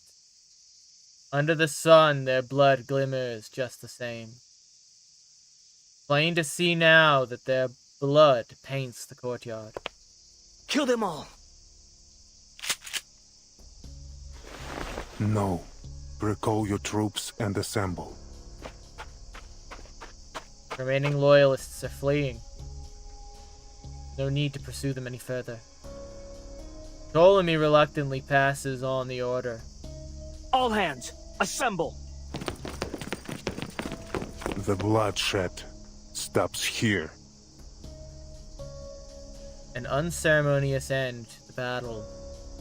The rebels have formed a new kind of blood brotherhood now. Muldeer, time to head to São Paulo. Forgive me for asking, Father, but what if Lopera refuses to come back? Oh, Muldeer, if it's too much for you to bear, I'd be happy to go and see our dear little sister for you. No need. This is my mission. I will get her to come back. The two of them are still linked via the tracker, but There will be no alteration of the mission. Ptolemy, retrieve Kimberly. this is fucking wild. The order is non-negotiable. Ptolemy and Muldeer board their boats and head to their respective destinies.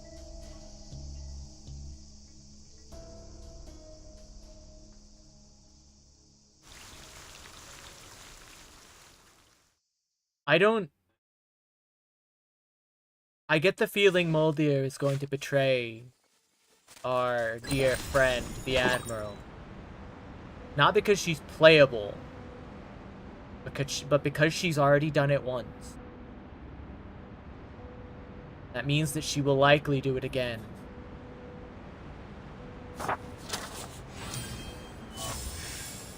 A knife is easily twisted once it's already in. She's already stabbed the first blow into her father's plans.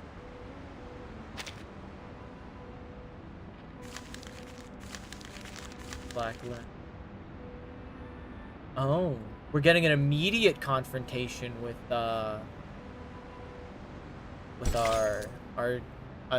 Ptolemy, which means is Ptolemy gonna die immediately, or let's see. It'd be really funny if they introduced him, gutted him right away.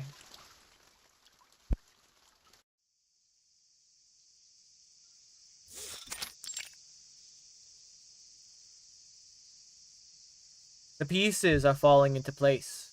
Lopera has gone to the Colonel's manor, as Admiral Igor planned. If Mr. Duncan moves quickly, he might make it to the manor in time to meet her. The early morning sun scorches the courtyard. White rum is still tucked away in her bottle, fast asleep. What are you waiting for? Admiral Igor has sent reinforcements. We were instructed to await their arrival at this location. Some time has passed. The sun has risen well into the sky. The reinforcements yet to arrive. Igor? She tenses up at the name. Do you know him? No, I don't. And I don't want to know him either. I want nothing to do with those Xeno madmen. He knows him. She's hiding something. Stay away from them, Burton. Trust me, They're here. A young man with an eye patch strides into the veteran's residence, followed by a squad of soldiers, all armed to the teeth. Greetings, Timekeeper of St. Pavlov Foundation. I'm Ptolemy, the commander of Igor's Sentinel unit. Ptolemy? No one at the base has mentioned such a name before. Are we setting off now, Commander Ptolemy? Setting off? No. It's Lopera's mission to take care of the doctor. My mission, well, it concerns the young lady behind you. Huh? I wasn't informed of this. What does she have to do with Xeno? Because of what happened Is it because of what happened at Tuesday's motel? As far as I'm aware, the Xeno officer at Tuesday's motel committed suicide. Kimberly had nothing to do with it. Oh, Stefan? I couldn't care less about him. If that's the case, why is he here?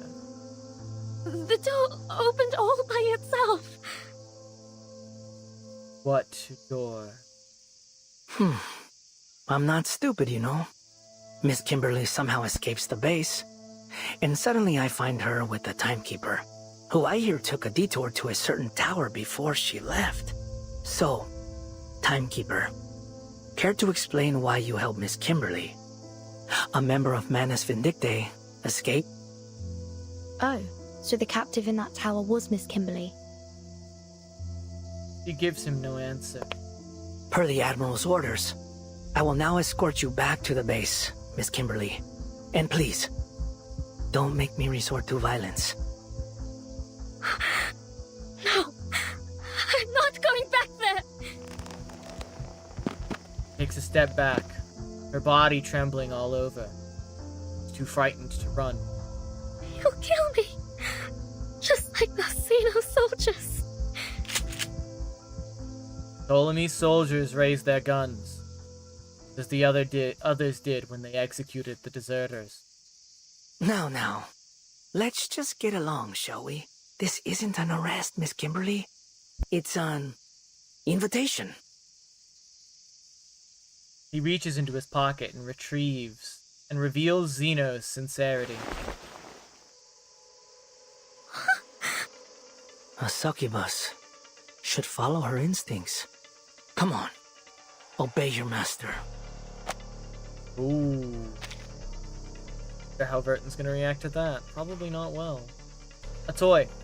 unremarkable, even ridiculous, yet utterly terrifying thing. You know, you were close, Kimberly. You almost found it. It was hidden at Tuesday's motel, just like you thought. Stefan thought it was just a wind-up toy. What a fool. Give it back! Yes, that's the spirit. Come with me, and I'll... Don't. He's not going to give it back to you. Oh, so you'd rather stay with the timekeeper. I guess you need a little reminder of who your real master is. Soldiers, prepare to fire! Well, they're foolish if they think that's gonna work. There are many routes to travel, but only one Like, destination. I don't know who he thinks he is, but he didn't defeat Arcana. Taking a peek inside. How about a game of hide and seek? This is where The path will become clear. a shot hit. The enemies of peace shall be stamped out. Won't be fooled. I beg you, And slosh, slosh. now is the time of repentance. Face the truth. Oh, hello, my shadowy friend. The enemies of peace shall be stamped out. Oh, I didn't even need to turn it off. You just killed him. I forgot. Vampires don't just thirst for blood. We crave victory, too. I need to know what happened. Kimberly barely moves as she struggles against the command of the seal. Meanwhile, Ptolemy and his troops have taken control of the courtyard. Pick it up, timekeeper. He tosses a pistol near her. I hold no grudge against you, and I'm not going to shoot an unarmed civilian. Make your choice. Take the weapon and continue to fight, or surrender. If you do surrender, I'll guarantee your freedom. But Kimberly has to come with us. I like how he thinks he can win. Picks up the pistol. I see.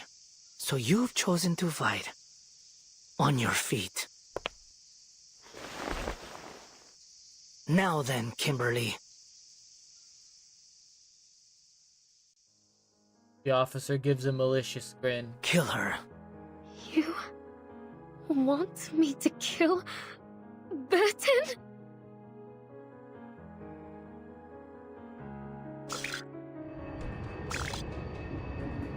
A command as malicious as the look on his face. She doesn't know what to do. But her bloodline allows her no choice. The seal takes effect, slowly compelling her to obey it. Come on. My patience has its limits. Ptolemy raises the wind-up toy, like a lighthouse beacon in a storm. You will obey me.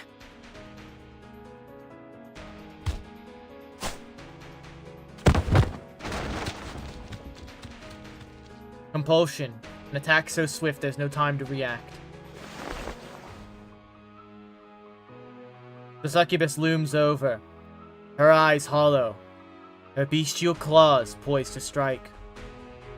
Ptolemy will say anything to ensure she enacts his will. Do it, demon. Your freedom for the life of a stranger.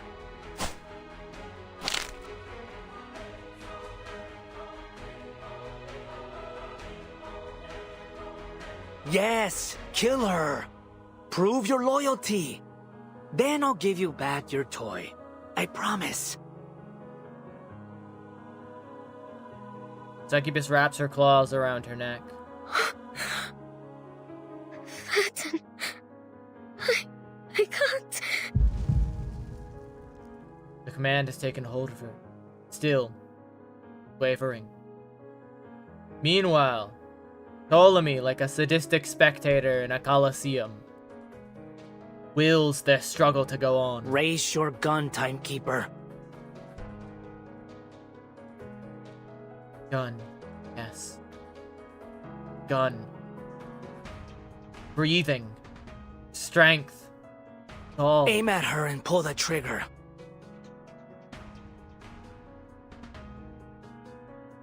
This monster's going to kill you. You'll have to shoot her if you want to live.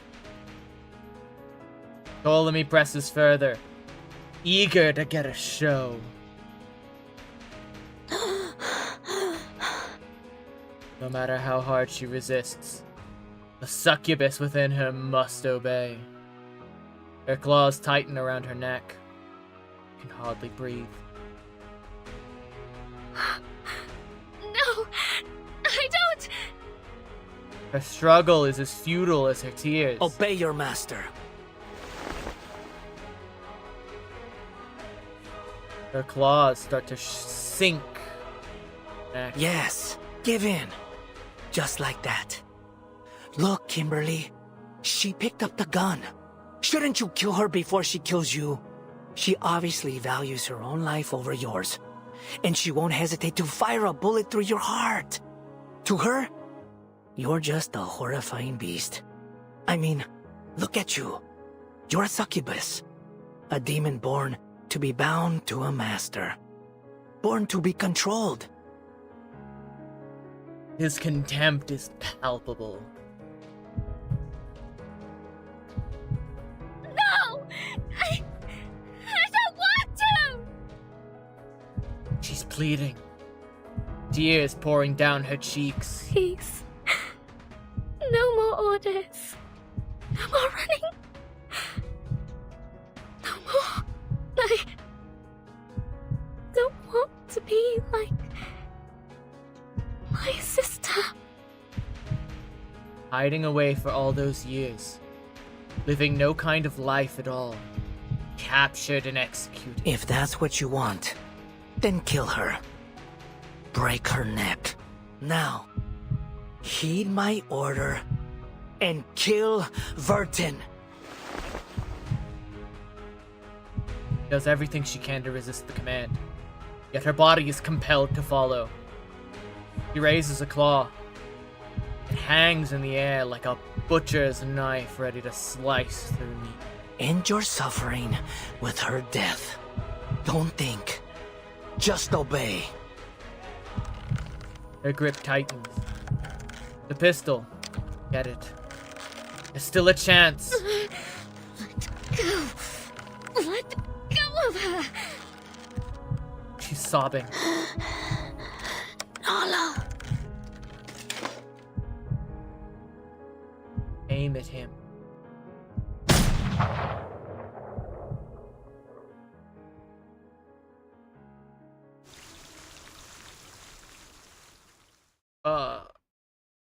What? Okay, what happened, game? Okay, yeah, fuck you. Okay, sure, fuck you. Fucking game.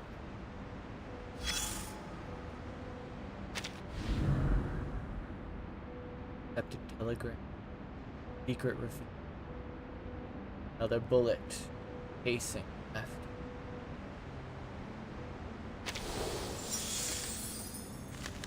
We'll look at... Yep. We'll look at that later. When she's got her story complete.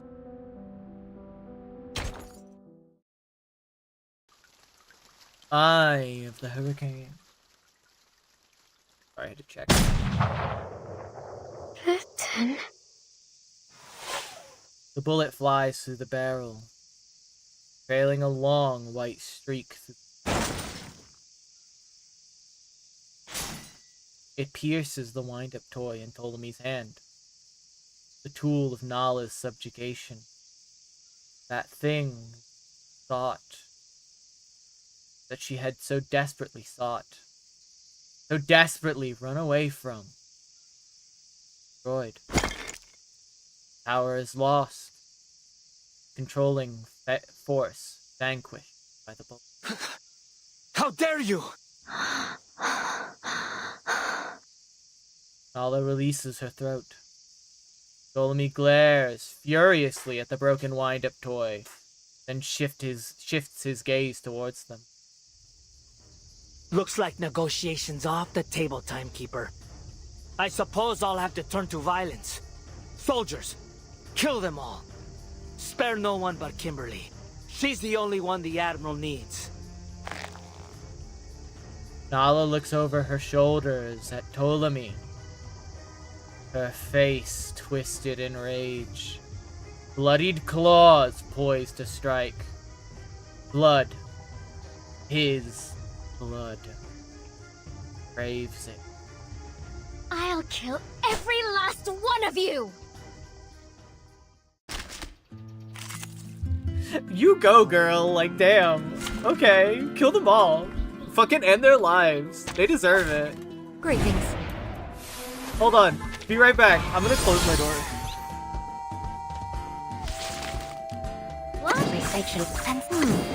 That was certainly How a about a game choice. of hide and seek? By God's grace, the path will become clear. Very well. Okay. The enemies Come back. of peace shall be stamped Ooh, out. ow. Now is the time for repentance. I hope you like us, but listen, enter the gate and see the light. We need will all be another, over soon. like, proper blood type. Shall hit. Because I feel like there are other blood type units that would be good to use. If the main DPS wasn't, like, necessarily always gonna be, The enemies of peace shall hit. Because that is who the main DPS is always gonna be. Unless the other main DPS is. You kinda like, there are specific units that whatchamacallit, that Can I give Nautical everyone a works ride best on my with. back? I think I can handle it this time.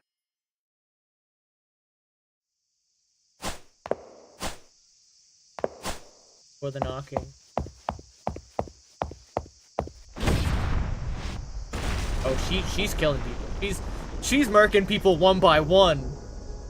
The battlefield quickly becomes a massacre. Damn it! What kind of monster is she? Sir! Maintain formation and fall back. Keep firing.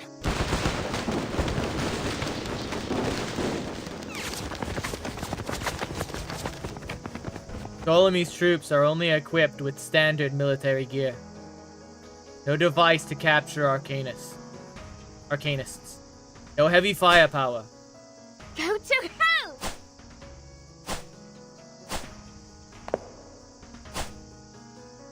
Anger is pain. She needs to release it. They'll pay for her tears in blood. She's totally insane! Insane! You came here to bind her and kill anybody who got in your way. Kimberly grabs a rifle and smashes its stock into a fallen soldier's face. Why?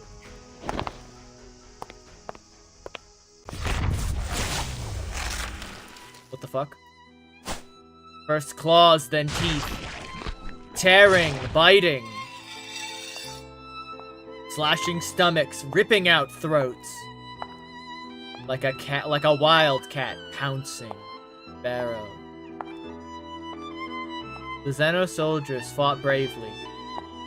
Had they not been enemies, made excellent allies. Their loyalty to each other outweighed their fear of the enemy. Retreat! A small trickle of blood runs down her cheek. She walks mercilessly through the courtyard of the veteran's residence, avenging all she suffered. The enemy start to retreat, or rather, flee the dignity of a soldier.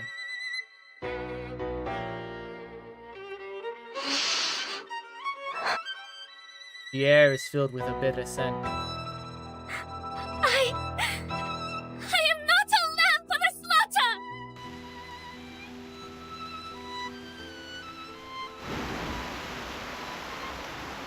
Just the rain. The rain comes suddenly, washing away the blood spilled in the courtyard. It's over. They're gone. Collapsing.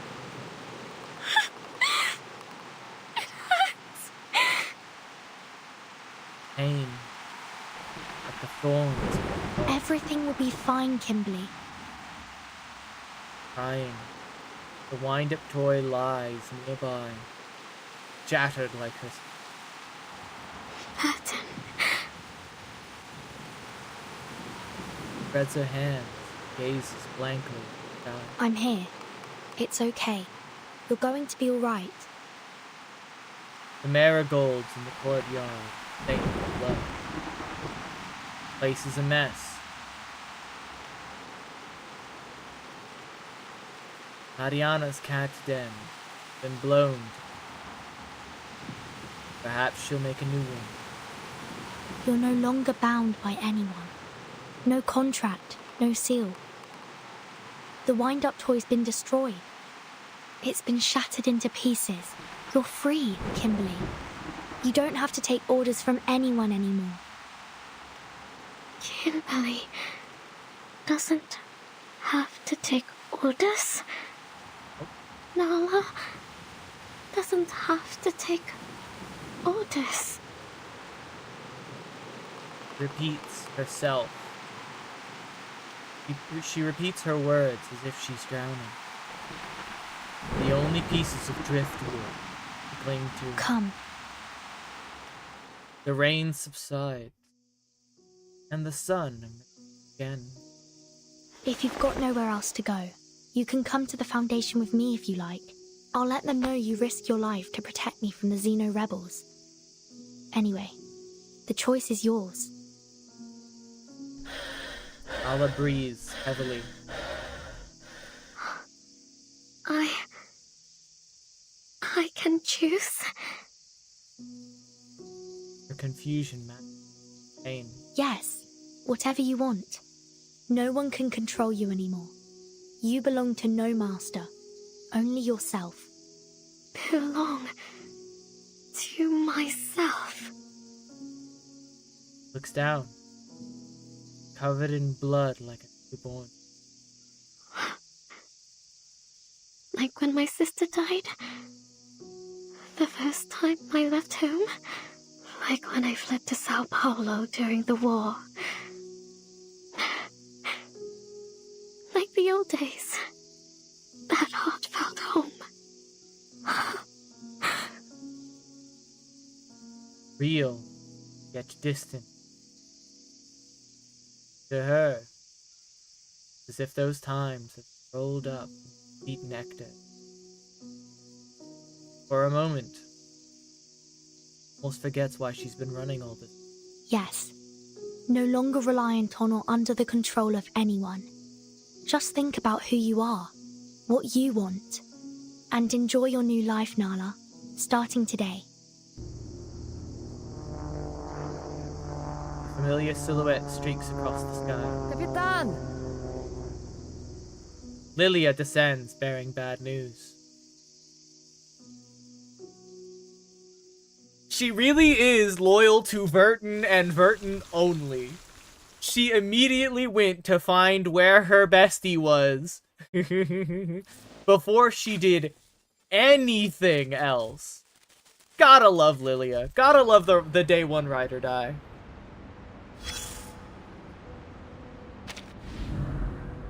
An ugly wind-up figure. Nothing. Alright. End of Injo Nala's reflection. Or recollection. I have nothing to do with any of them. Swear. Nothing to do with me.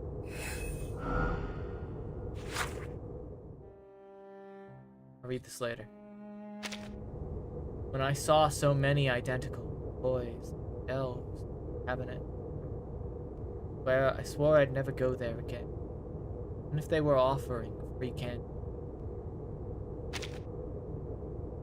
Interesting.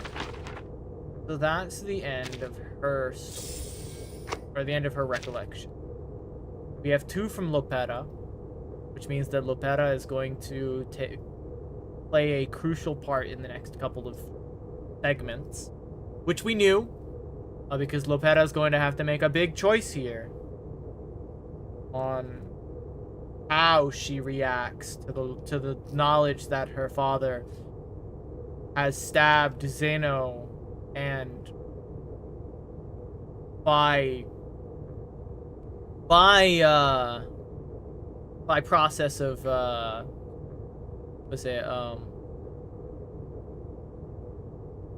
and technically herself in the back, and attempted to kill the timekeeper. We have one for Dr. Torres, probably learning more about her being heard. Duncan, probably come from an interaction with our dear friend Sotheby. No? That Moldier or Duncan? Oh. The loser is left with nothing, and the winner takes all. The gamble.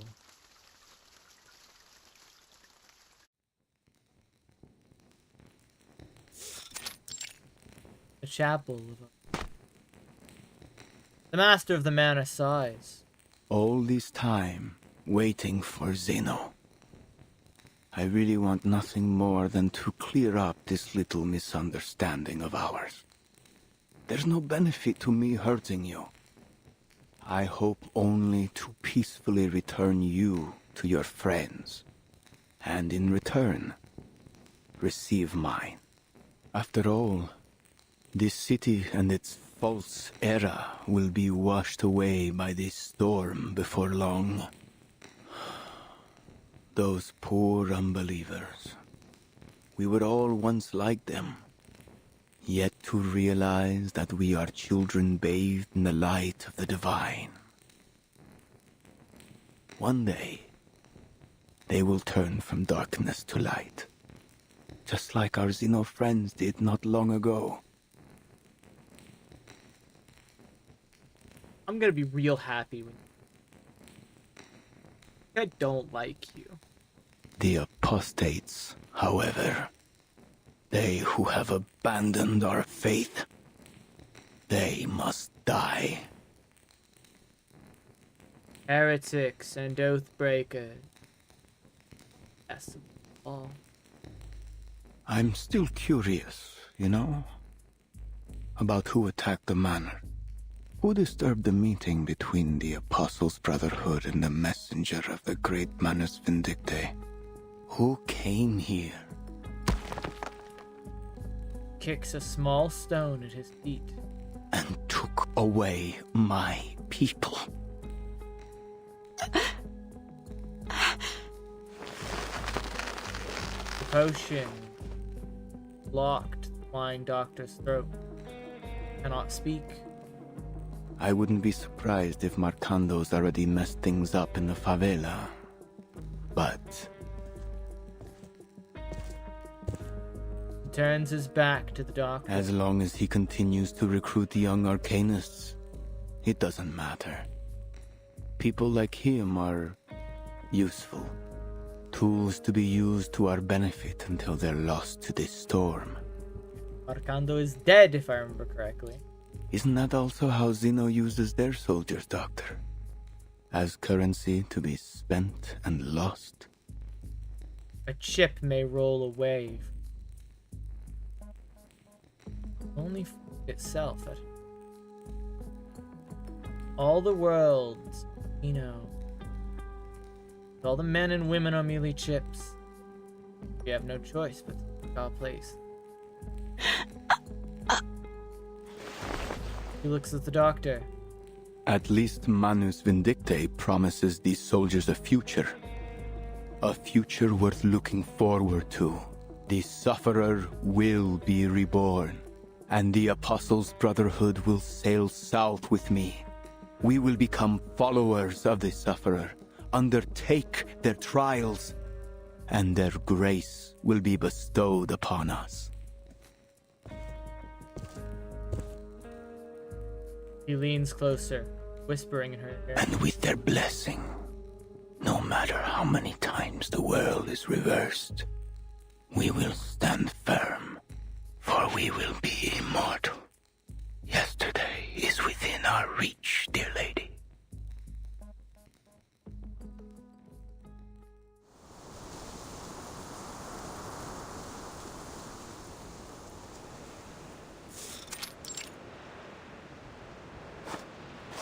Roberta crouches in the bushes by the manor, observing the guards' movements. The place is surprisingly light on security. 7, maybe 8 guards. No way to get through. Damn. Cautious footsteps approach from behind. Who's there? Oh, sweet Mary. Duncan! I finally found you. My homie I Duncan! bet you didn't expect to see me here, did you? Oh, I love Duncan. An unexpected ally. Duncan? How did you know I was here? Keep it down now. Our friends at the Veterans Residence told me everything. The timekeeper said you were going to the manor alone. Would you look at the beautiful greenery? Are you heading to that chapel? Amidst the distant greenery, past the building, peaks the chapel's bell tower. Yeah. If the doctor's in there, I have to find a way to break in. Do you have any plans? Reinforcements? Reinforcements? No time for that. Just watch. I can handle this myself. Lopetta, you think you are way more badass than you are.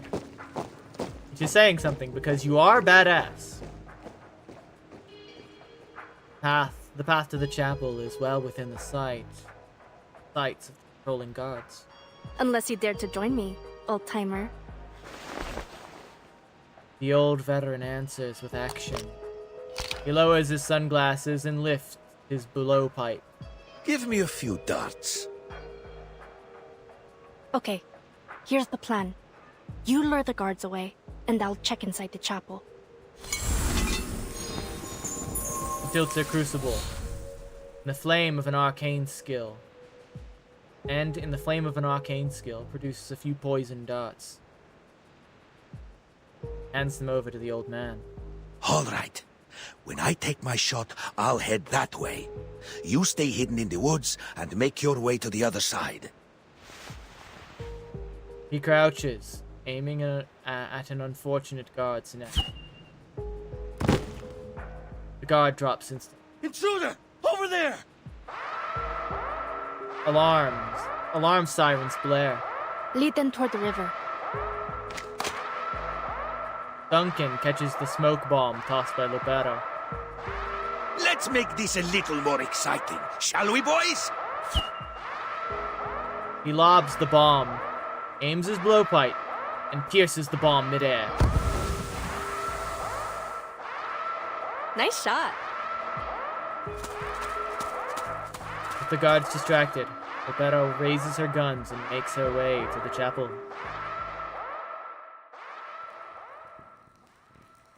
Ah. It appears someone has come to your rescue, dear lady. I'm not surprised. Santos gazes at the doctor. He holds a small control button in his hand. He has no qualms about reducing the place to a pile of rubble. Doctor! Her shout echoes through the halls of the chapel. Huh? It's you. The little gambler from the ship. I should have put a bullet in your skull back on that sheep. I'm afraid you're playing the wrong game now. Oh yeah? So what does the winner get this time, Dr. Torres? He steps towards the enemy pulpit. Santos spreads his arms. No. There are no prizes. You and I are nothing but specks of dust in the wind. Chapel of Our Lady of Sorrow. Defeat Santos, reborn in suffering. Well, he's gonna die. Quite easily, in fact. I fought this boss before. It was you, wasn't it? You came to this sacred place and attacked my people. Yeah, and I'm ready for round 2. And this time, you won't be leaving with your life. Fate has brought us together this day, just as it brought you victory in that bed. Anyone crazy seeing blood? Oh, look at it in the background.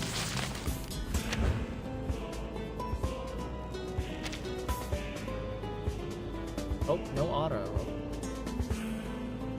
No channel either. Do I have a reroll? No. Taking a peek inside. Agreed. Buffs out. I've got some trouble brewing. Listen to this. Close your eyes. Our victory comes in a tide of blood. Damage, damage. Stay put. This will hurt longer if I miss. Oh, That doesn't hello, do my much. shadowy friend.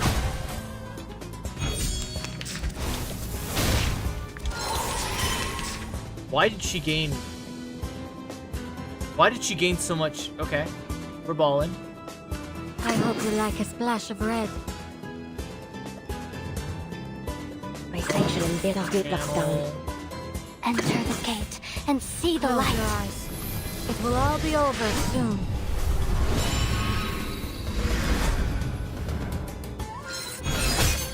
Now is the time for repentance. I have seen to the heart of you.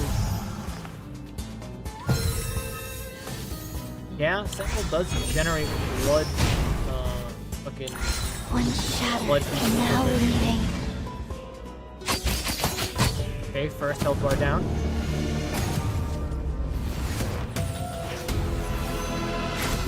And Nautica should regenerate some health.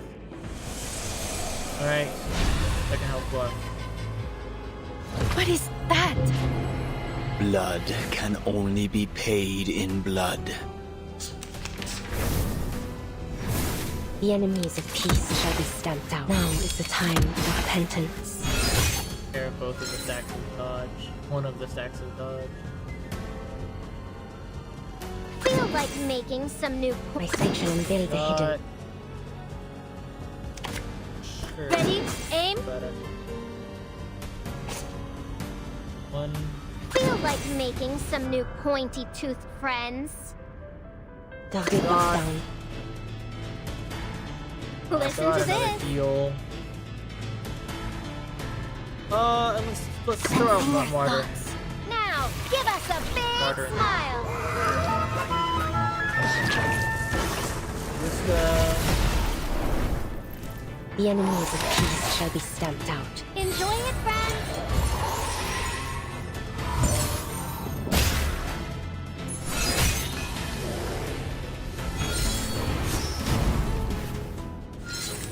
dodge. That will be pulled. Now is the time for repentance. And it is blood and gold that stain this land.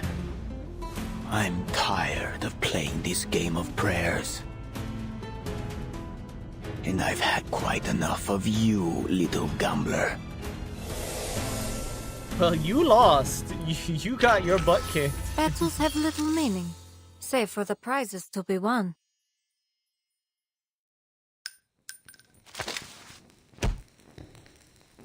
Guns emptied. Lopera drops her revolver. Charges her opponent with nothing but her fist. Looks like I win again.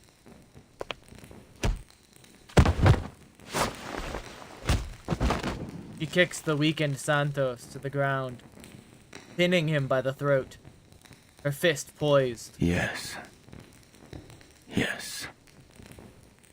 You won this round.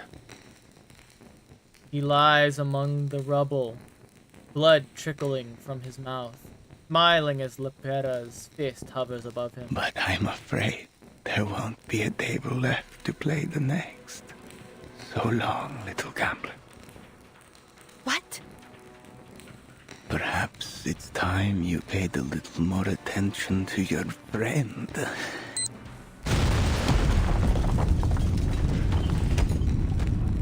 He presses the button, and a loud bang. After a loud bang, chapel starts to crumble. In Lopera's moment of distraction, Santos kicks her away. He vanishes amidst the chaos of the explosion.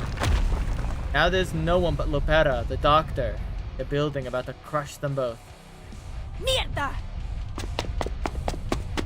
She grits her teeth and runs to the pulpit, freeing the bound doctor. She tries to speak, but the effects of the potion still hold her throat in a tight grip.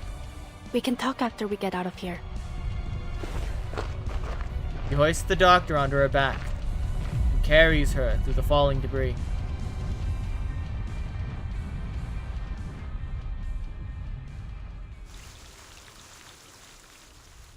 Seems like we're rounding out this chapter quite well. I don't know how Lopera is going to react. What's going on next? Like Duncan's getting his a photograph from 1961. Peacekeeping mission in Congo. With the photographer. Exact date and location. All lost at time. Okay, that should clean up Duncan.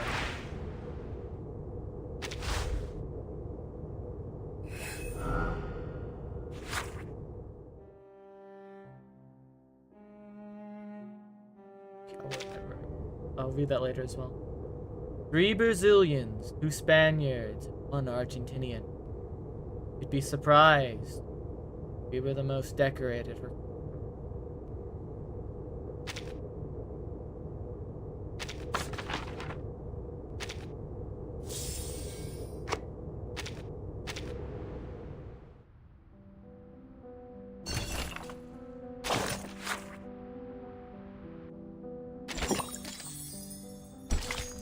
Farewell, Pera? Oh. See, this is where this is going. We're reaching the end of the chapter, I think.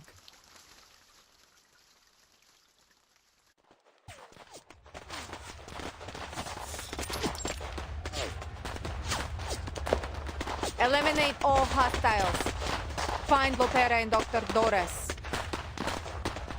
Following the Admiral's orders, Moldir has followed the tracker button signal to them. But she has arrived too late. What remnants of the Brotherhood have no desire to fight. They scatter and put a swift end to the gunfight. The blood-splattered sugarcane field burns, and amidst the smoke and blood, Moldir searches for the doctor and her sister.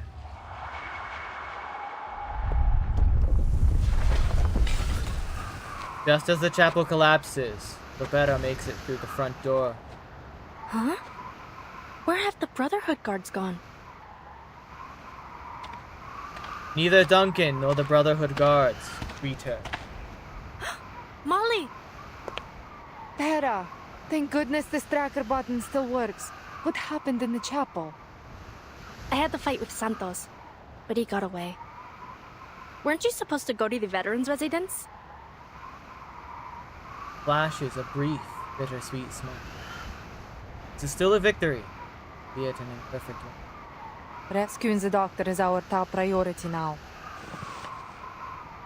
Dr. Doris sits, muddy ground, cradling her typewriter. I am so glad to see you safe, Doctor. Great job, Pera.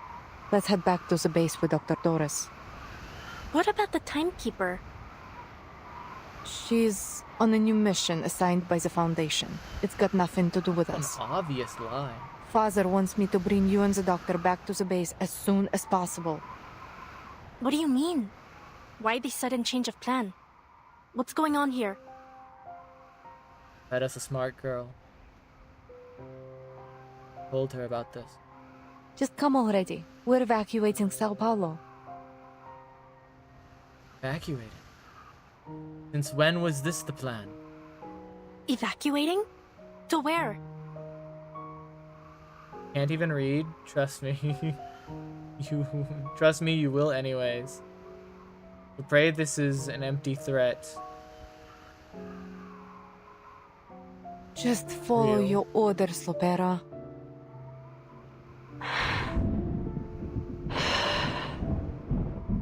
Not a sentence Lovetta will listen to. The Admiral sent me to pick you up. Then why didn't he tell me any of this?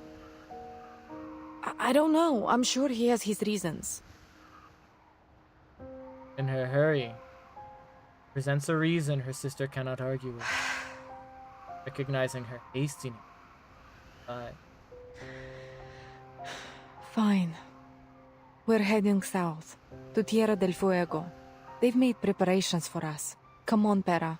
Come with us. You, me, Father, Talimei, everyone. We'll all be there. Oh, you fucked up! You fucked up, Moldir! No, you shouldn't have said Ptolemy's name! Everyone? Why didn't anyone tell me about this? Oh no. Because... Pera, you can ask questions later. We don't have much time. Lopera knocks away her sister's extended hand, taking 2 steps back. No. Why are we going to Tierra del Fuego? And why are we running out of time? What are you planning to do? Who's waiting for you in Tierra del Fuego? She grips her revolver on her side. She hesitates, fear and confusion flashing across her face. Her gun is safe. Her gun is reliable. She holds it, she won't. Pulls it from its holster and raises the barrel at her sister. With a final crash of thunder, starts to pour. Who's behind all this? That jerk Ptolemy? Oh, this is so painful. No. No. Father gave these orders. Moldir unbuckles her holster, looking for her own gun. Don't move! Ada? Oh my god.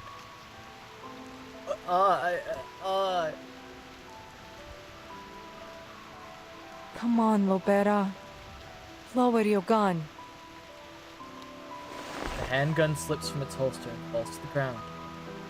Moldir spreads her hands in a show of friendship, sisterhood. Father needs the doctor. We need her. Bring her back to the base and come with us to Tierra del Fuego.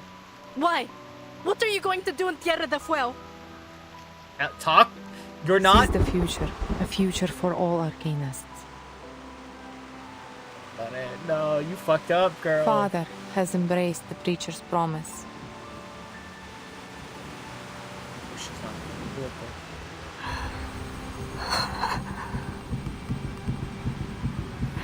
it, Nanas vindicte. A betrayal. Never. No. My family are not traitors. Not in the past. Not now. Not ever. A hunter never willingly becomes the prey she once pursued. Look, you don't have to do anything for them if you don't want to. She tries to explain, and to look her sister in the eye. Just come with us. Come home. Home. That single word makes Lopera waver. Forgive me, Pera.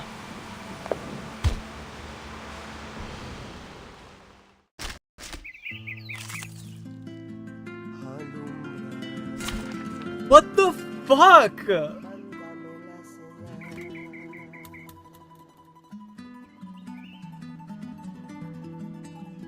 Okay. Show me what you got. I'm Lopera. What's going on? What's Pa planning to do? Lopera. What about you? Are you going to kill Father and me? Like you did those traitors? Yeah, probably. No. Ready? Aim? Ha! My crucible really has a mind of its own. Ready to shoot. Drop your weapon, Para. It's time to come home. Why didn't Pa tell me his plan? He doesn't trust me, does he? Did you come here to take me home? Yes. You're lying, Molly. Let's go some trouble brewing. Fire!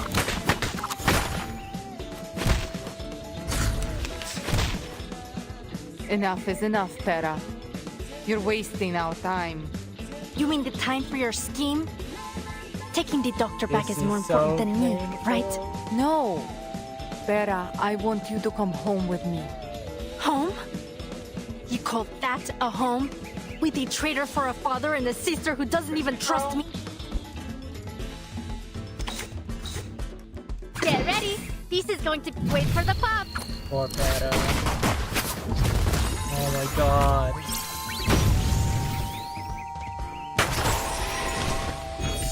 Holy shit. That did all of the Vampires damage don't to her just health thirst for blood. possible. We crave victory too.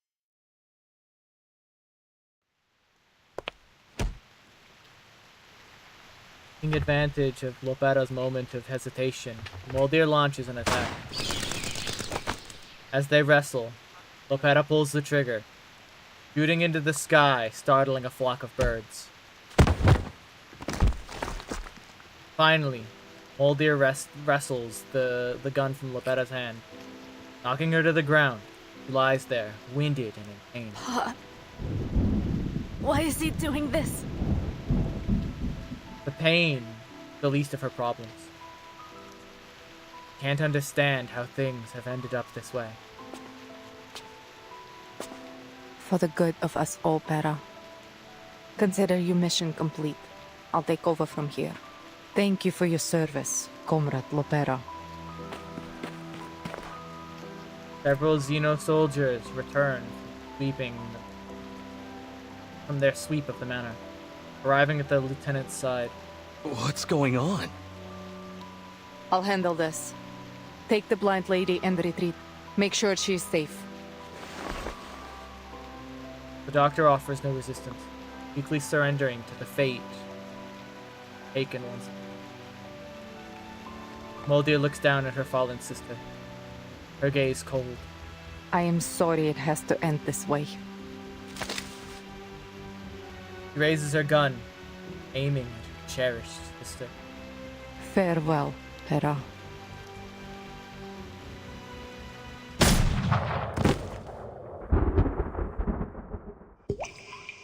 The rain grows heavier.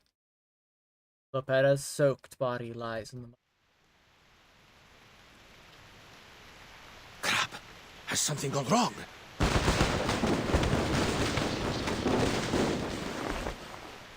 Wait a minute. What's going on here? He pauses at the echoing of gunshots and scans his surroundings. Xeno soldiers? What are they doing here? As an experienced soldier, he knows not to act rashly. In the distance, a young female officer leads the soldiers. And Dr. Torres away. There's no sign of Lopera. That's the doctor, isn't it?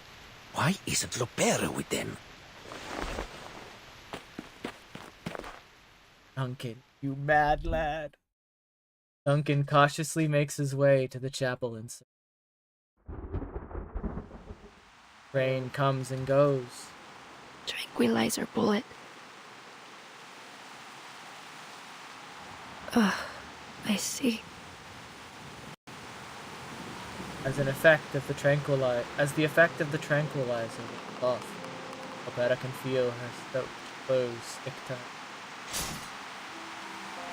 Sees the tracker button and destroyed. Moldir's bullet must have smashed it. It's shattered. Moldir's aim is as sharp as hers. Julia's sister. He grips the fragments in her palm, trying in vain to piece them back together. But the rain washes them away. The biological father, first her biological father, adopted one. Betrayal, rejection, How long have you been planning this? There is no answer save for a crash of thunder. There's no one but herself. Am I really the only one who knew nothing about it? Did her siblings know? Did everyone else in her family? Was I ever actually accepted into this family? The bitter thoughts burn in her chest like fire. They really did her like this. Dear God. Forces herself up, arms shaking as she heaves her body upright. Tears, rain, both become one. I have to tell the timekeeper. Mierda! Pounds the ground, splattering her fist with mud. From the shadows of the tree, a familiar figure emerges. It's Duncan, running over to her. Lopera! Finally, good news. Duncan, you're okay. We have to hurt.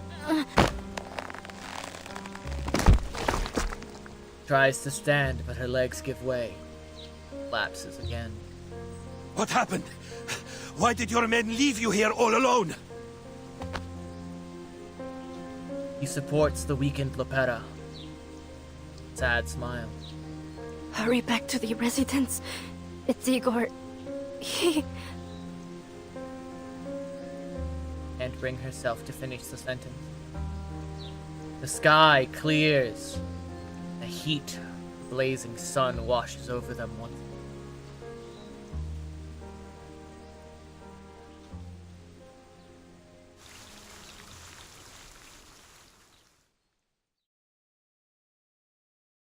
Must be devastating.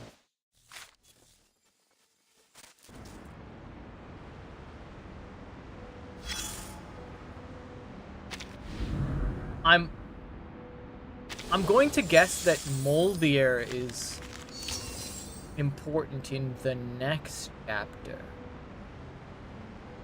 Or is going to have a change of heart in chapter? Because Moldir is pullable. Like Moldir is pullable now. That means she must have gotten in the Timekeeper's good graces somehow.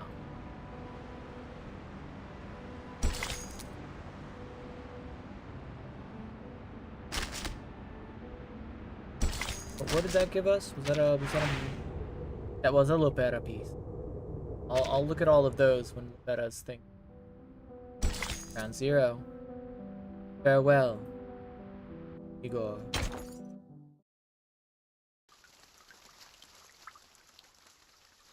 We have maybe 2 more, I think. Maybe this and another one. Nala's tears have dried up. Lilia looks around and frowns. I guess you haven't had an easy time either. Rain and blood. I have bad news. Igor's just started a rebellion. Huh? Lilia strides forward. He's got an army. What's the situation at their base? Not good. There was fighting and bloodshed. Lots of it. The rebels must have won. Takes a long swig of liquor in an attempt to steady her emotion. Those traitorous bastards. What about Lopera? Did she defect too? All I know is that she was sent to the Colonel's manor earlier. But why would Igor... If Lopera's also joined the rebellion? Worse than expected. The old farts set us up.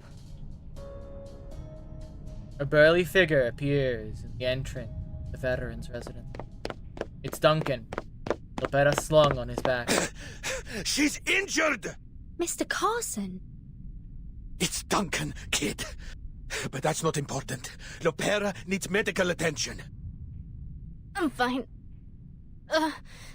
Damn you, Igor. Waking up from her deep slumber, Whiterun looks around to see the courtyard in disarray, and an injured Lopera. As Duncan gently places Lopera on a chair, he races up to her. Oh, my darling little buccaneer. Who did this to you? Lopera, could you tell us what happened? Bloody and dirty, yes. Injuries aren't serious. Only a few scrapes and bruises. However, her eyes are swollen, crying. Igor. He took Doris.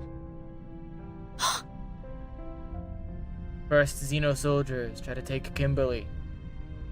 Igor orders the kidnapping of Dr. Doris.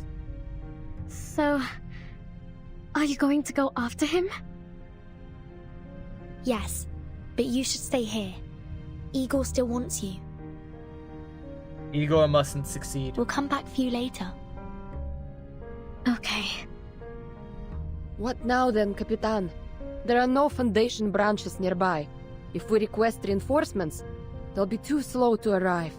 Sounds like it's up to Barrett and Lilia. Doesn't sound like Lopera's in any shape to fight. Perhaps Duncan could help. Then we go ourselves. Count me in. I have to talk to Igor. He owes me an answer. I guess Lopera will be fighting. Lopera grits her teeth. Whiterun, could you take us to the Xeno base? Anything to save the dock. Anchors away, mateys. Thankfully, our dear friend, what's her face? Sotheby will be spared this violence. Back at the Xeno base, the rebels are organizing the final stages of their retreat. You screwed up. It's just a minor setback. Father isn't happy. Look, I'll deal with her, okay? Next time, I'll... His defeat is a consequence of his own arrogance. The bitter pill to swallow. There won't be a next time. We can't just waltz into the Foundation and take her. Anyway, are the aircraft ready? Yeah. Father and the doctor will be boarding soon. Who is she, anyway? I don't know. Her answer is honest. Rarely questions her father. Her duty is to obey and execute, while holding a sliver of her own sense of justice. Looks like Father hasn't told you everything either. You should never entrust all the pieces of a puzzle to a single hand. Huh? All this time with Father's made you quite enigmatic. There's a charm in mystery, you know. Around them, soldiers are busy transporting supplies and burning sensitive documents in fires. Are you not coming with us on a helicopter? Someone has to stay behind and organize the retreat. You go ahead with Father. I'll join you later. Sometimes I just don't understand you, mon dear. Oftentimes, I don't understand myself either. Perhaps that's why Father always keeps me close. Just get going. I'll take up the rear. The sounds of gunfire echo from outside the courtyard. She pays no mind, whether it's an internal conflict or a counterattack from the Foundation. Ma'am, we're under attack! Don't get entangled with the enemy. Focus on the evacuation. How many hostiles are there? 3! And a sailboat! A sailboat? What is this? The age of exploration or something? One of them is flying some kind of aircraft. Oh, she's fast! 2 squads are currently engaged with her in Courtyard A2! So, you're just going to leave me here in San Paulo, huh? The 2 rebels break through the defense line and rush over to her. Where's Igor? Her hands are bloody. The muzzle of gun The muzzle of her gun singed red with the repeated use of her arcane skill.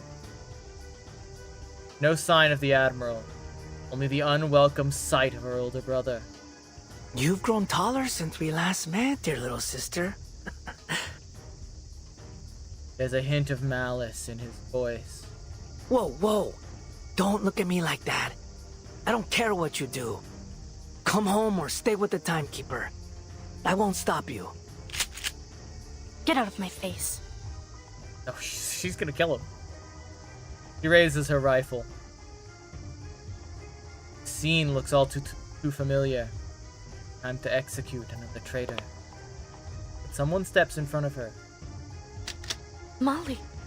Miss Moldia, it's unfortunate that we have to meet again under these circumstances. We've simply chosen different paths, Timekeeper. I suppose the next time I see you will be in Antarctica. Telemi, go join Father. I can handle this. Her brother turns and leaves. Molly. Why?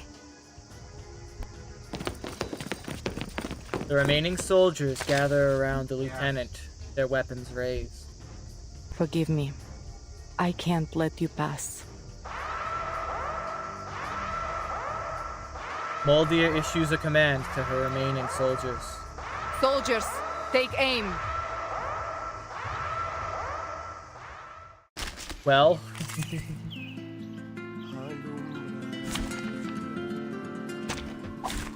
Greetings. This is the most violent we've seen Burton. It's an interesting... What on earth is Igor trying to do? An interesting difference in her normal attitude. She usually tries to fight the least amount of casualties possible, and she has for most of the chapter. But there's little she in this instance.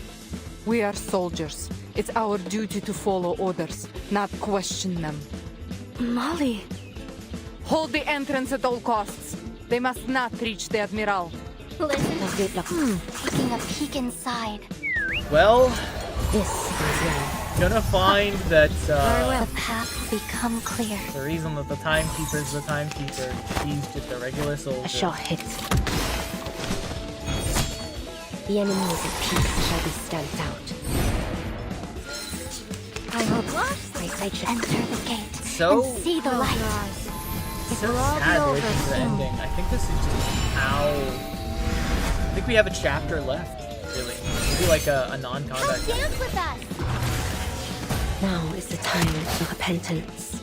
Blast attack will actually pick them up. Camouflage doesn't block full damage. One shattered and now leaving. Yeah, they fucked.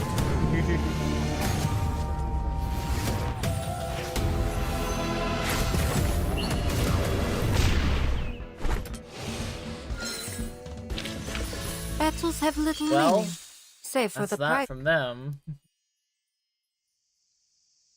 The battle ends. Not one of Moldir's soldiers has survived. Falls against the wall, blood oozing from her forehead and shoulder. Faced with sister's gun, cannot, perhaps doesn't want. Sorrow in her eyes. Her gaze meets her sister's. I don't ever want to see you again.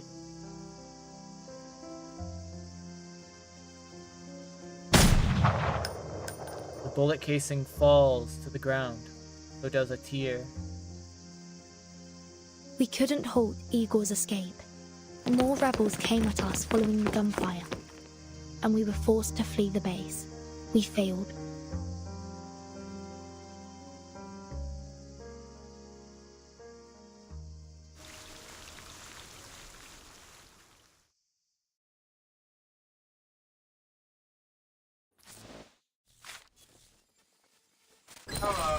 They didn't kill her there, man.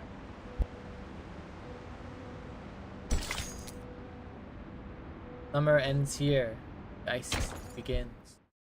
I wonder if Lepera will take a bigger role in the next couple of chapters then. if her father is one of the people that have betrayed the Foundation You and made have the joined right the choice. Manus.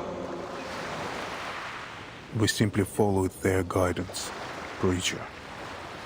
Unfortunately, we failed to bring the succubus, but I did bring you this, and Miss Earth as well.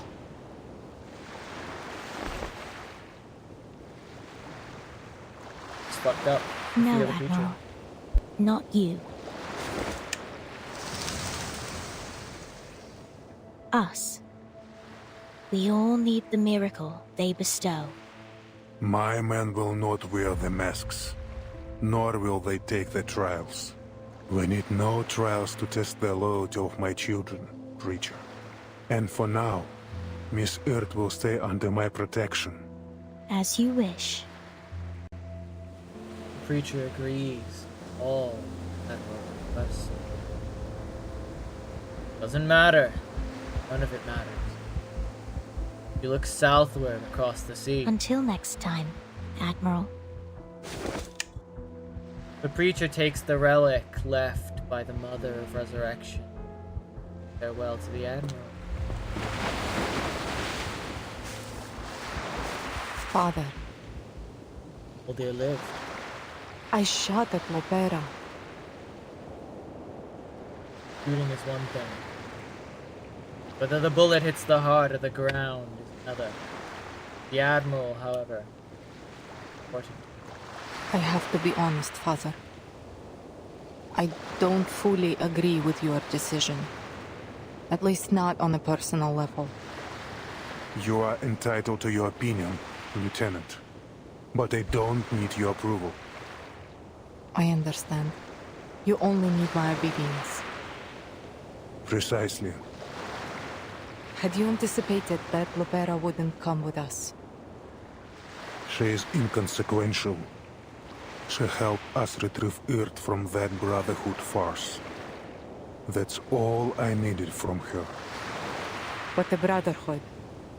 With all due respect, Admiral, I've heard they have connections with our friends at Manus Vindicte. Finds it hard to call those they once fought against friends. Treason is a stain not so easily washed clean. I thought you'd make the same choice she did.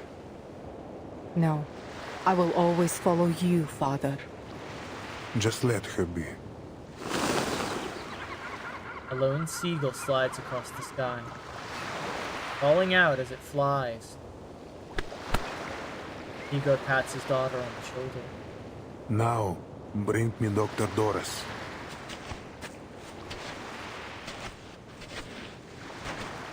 Father. Beautifully leads the doctor to her father. You alone. I don't know you, sir. You must have mistaken me for someone else. No, I couldn't possibly mistake you. Old friend. In the last days before the millennium, we fought side by side. Memories flood the weathered halls of the Old Admiral. In hindsight, that battle may have been a mistake. The storm swept across the world, leaving behind an era of chaos, and we lost our future. The Admiral has never been fearful of sacrifice. Thank you for the resub, Cryo. Thank you for the 42 months. You're doing well. The Admiral has never been fearful of sacrifice, especially when it served the grander goal. But now, another path lies before us. One that we once fought desperately against. Glad to hear that. A path paved by Arcana. A path leading to a world free of conflict. Bring a lesbian mom. Base, let's go. My old friend. Sadly, I cannot comprehend even a fragment of it. And through Dr. Dores, nothing more. That marble chair the Foundation gave you. What's the secret behind it? What happened to you after you pressed that button? Nothing. Do you remember what happened after you walked into that white house? I'm sorry. I don't know anything about that. She's stubborn. But she answers honestly. The old Admiral sighs. Pulls a stack of UTTU magazines in his coat. They were nothing. They were not for his own reading. My dear Miss Earth, your name continues to show up between the occurrences of the storm. I don't know what you've encountered, what you've experienced in all this time, but your very existence is about to change the fate of us all.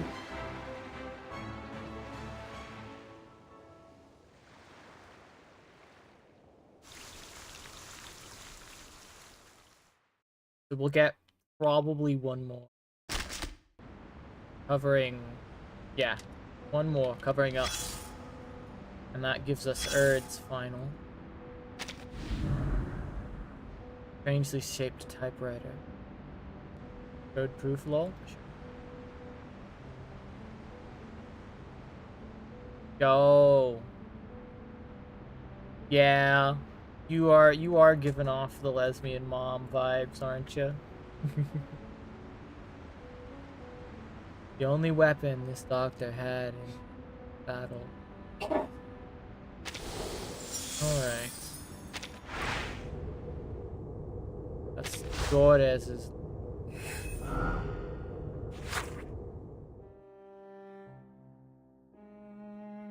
I'll also read that later. It has accompanied me through every inch of the train form. We wrote together, recording it all so that people wouldn't forget what happened.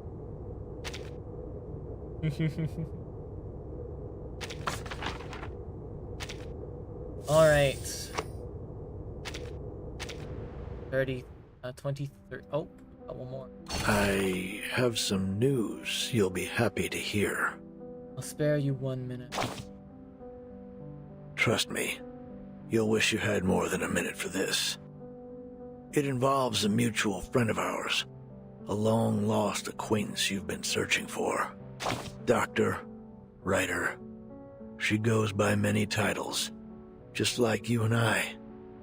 Sadly, in her current state, her brain capacity is limited. It's just like after that fateful battle ended. Few survived to remember her awe-inspiring feats.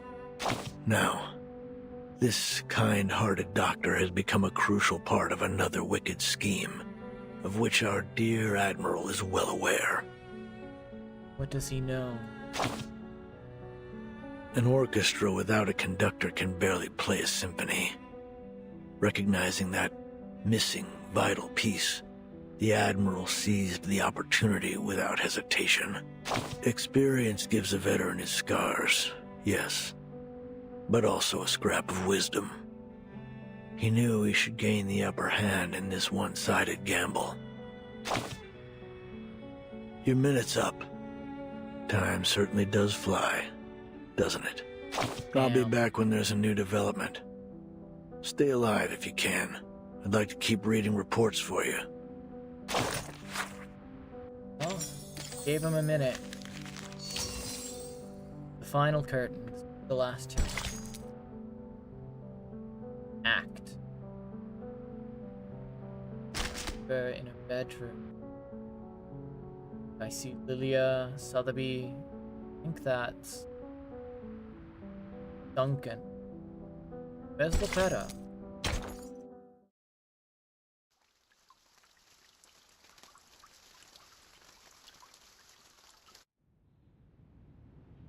Emotional roller coaster, that's for sure. I never knew that so many people lived on the river. I saw them tie We're back in plastic the bottles to foundation. planks to make a bridge. And then they crossed the river as if they were walking on a row of puff-puff fish. Sotheby's sheltered life had given her chances, struggles of those on the verge of hunger. But ever since she came to consciousness, the water's edge, the same question lingered in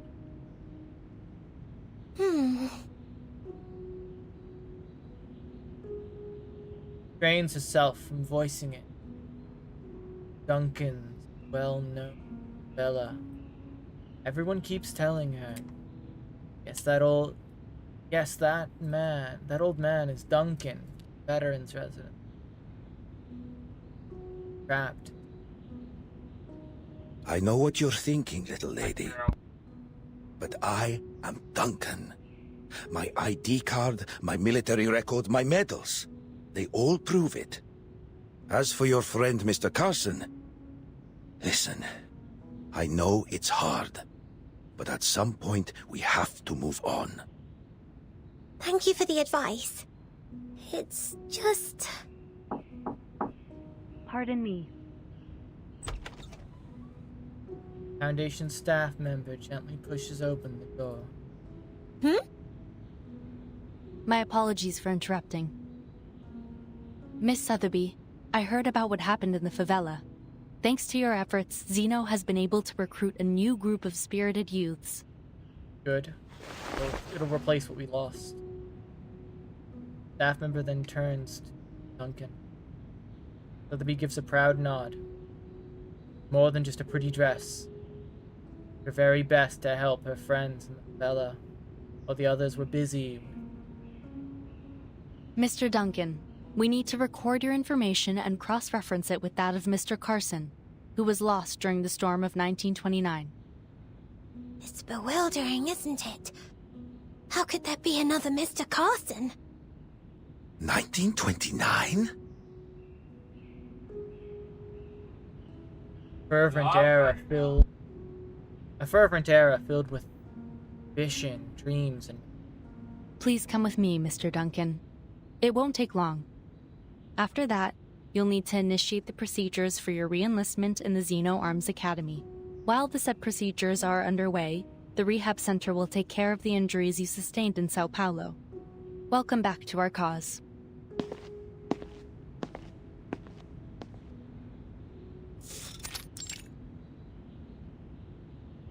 There have been many cases like yours. Politicians, singers, the list goes on. The Foundation compared them to photos from the 90s. While their appearances had changed, they were undoubtedly the same person. Binged an anime for 12 fucking hours. Going to binge romance manga and then probably snuggle against... Rest well, friend.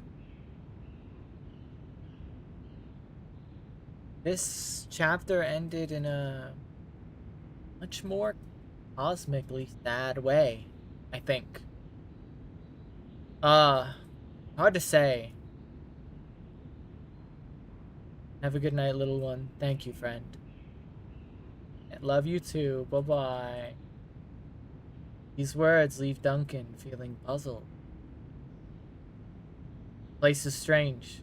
Their language is even stranger. Hey, isn't that Lieutenant Lilia? Lilia is sauntering down the hallway, swigging on her glass. This is an alcohol-free zone, Lieutenant Lilia. Please try to follow the regulations. Oh, did I just wander into another dry zone? Great. So many rules and regulations. Oh, how boring. How boring. God damn. Has Lopera arrived? She's in her room right now. Wurtzen managed to secure her some rest time before her interrogation. Poor girl. Honestly, no one deserves to go through what she has. It's even worse than being cooped up and buried in paperwork. Yeah. Clerical work is essential too. Shut the fuck up. Gives an awkward smile. Mockery. Lilia cheerfully pats her on the shoulder, turns back to Duncan. Well, good luck, Comrade Duncan. Don't forget to stretch your hand between signing papers. You'd rather ride her Red 38 until her legs went numb than be stuck in an office all day. You also need to write a report, Lieutenant Lilia. Our executives are quite curious to know how you managed to escape the rebels' custody. Moldir, the woman in charge of the base, had one of her guards release me. Moldir's orders saved life. You mean to say that Moldir, the lieutenant who's joined the rebellion, set you free? I think so. At least that's what the guard told me. Lieutenant Moldir asked me to help you. Take care. I'll be sure to make note of that. And of course, please specify this in your written report as well. This is very important, Lieutenant. If she's having doubts, then we may still have a chance to win back Igor's rebels. Or at least some of them. Save them.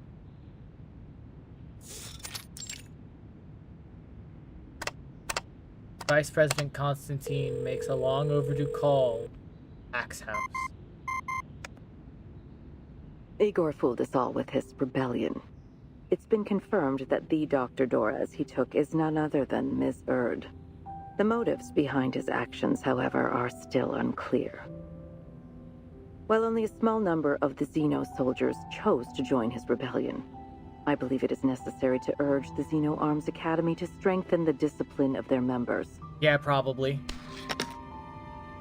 He removes the white chess piece from the board in front. No need to worry about that. Xeno will handle it themselves. If that's your judgment, then I have no objections. On a separate note, Moth, our mole planted within Manus Vindictae, has sent us some new information. The Manus are sending supplies, personnel, and weapons in huge numbers to the south. It appears our suspicions were correct. Manus Vindictae is preparing a ritual to draw forth another storm. The location of Jerry Wilson provided by Miss Lucy confirms that the Manus are moving toward Antarctica. Additionally, it's now clear that some of the arcanist organizations, including the Apostles' Brotherhood, have been assisting the Manus through criminal activities such as smuggling and human trafficking.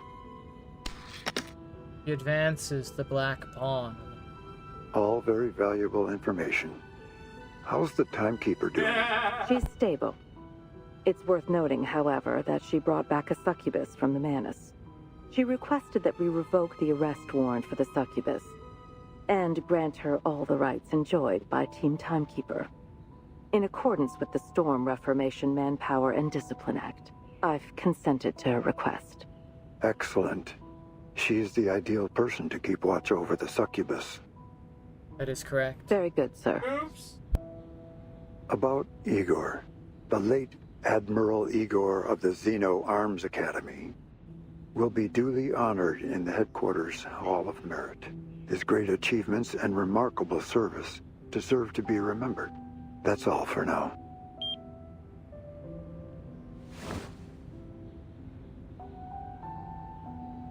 The Admiral's betrayal has already cast a shadow over the optimistic 90. With the news that, even after losing their leader, the Manus are gathering once again is even worrying. Bert.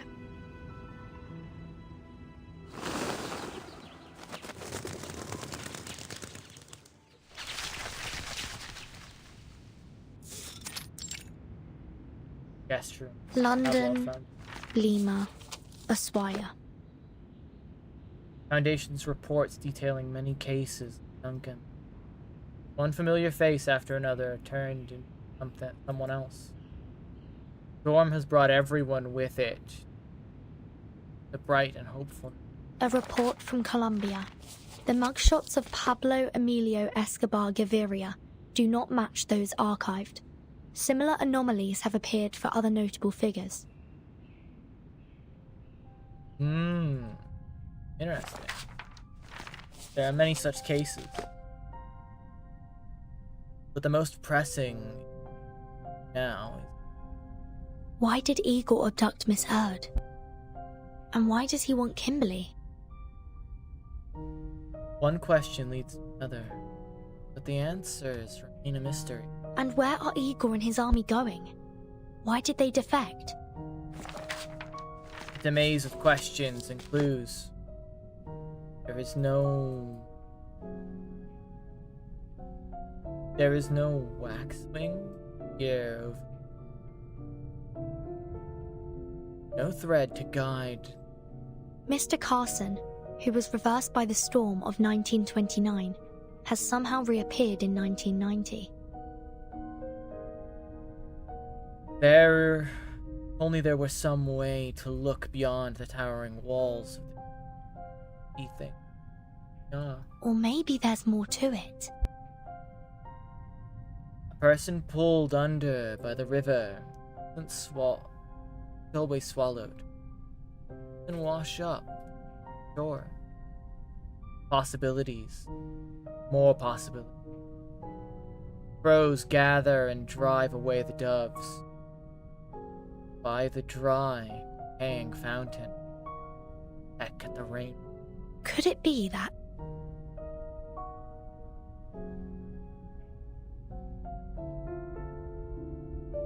She makes a bold guess. The storm doesn't kill people. At least, not physically. Interesting.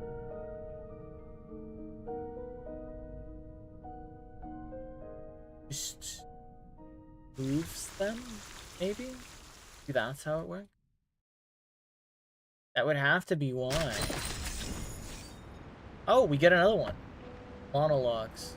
I see Beta, your friend, and Nala.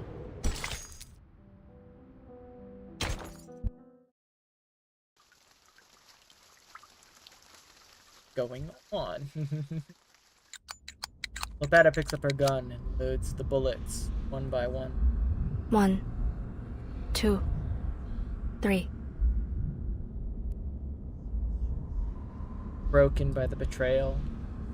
There are no enemies, no targets, no opponent. Never raised her gun so aimlessly before. Lost. Like a hunter in the wilderness, place to go and home to return. Shots on target.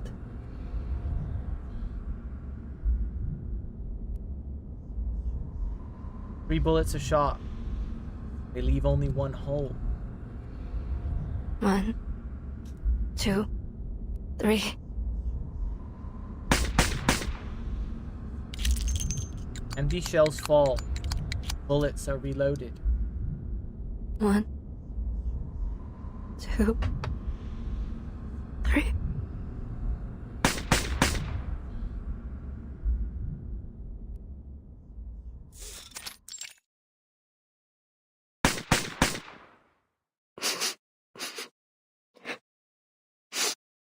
The room is riddled with bullet holes. Lopetta is numb. Oh. He mechanically pulls the trigger. The gun does not respond. Lies. Deception. Betrayal. Loosens her grip and the revolver falls to the floor. You planned to kick me out. Right from the very beginning, didn't you? Plan that never included her. Or did you never even trust me in the first place? Was this all some kind of game to you? Molly?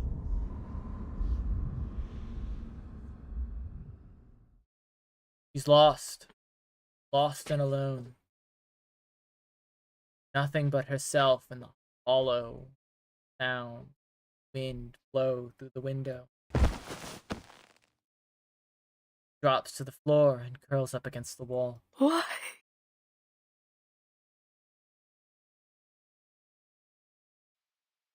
At the same crossroad, when the warm days grow cold, leaves are falling down to the ground. Oh, this is about to be really sweet, isn't it? Fire can't burn down. I passed into ashes by now.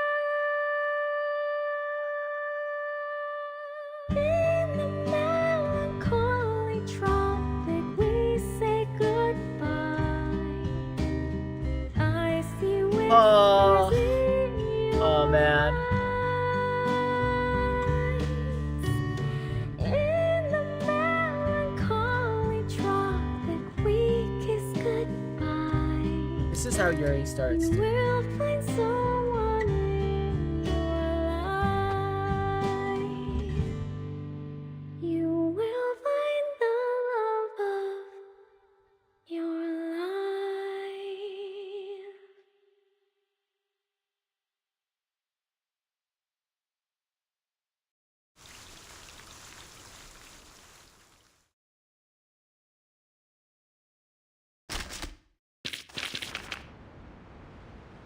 Sails down the river of time.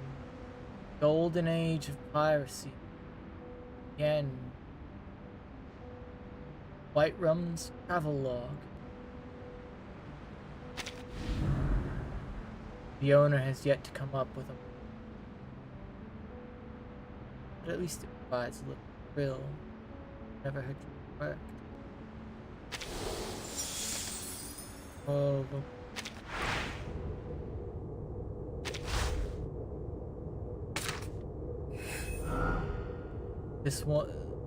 This one of mine rarely worked. The other one in training. Even during our last session.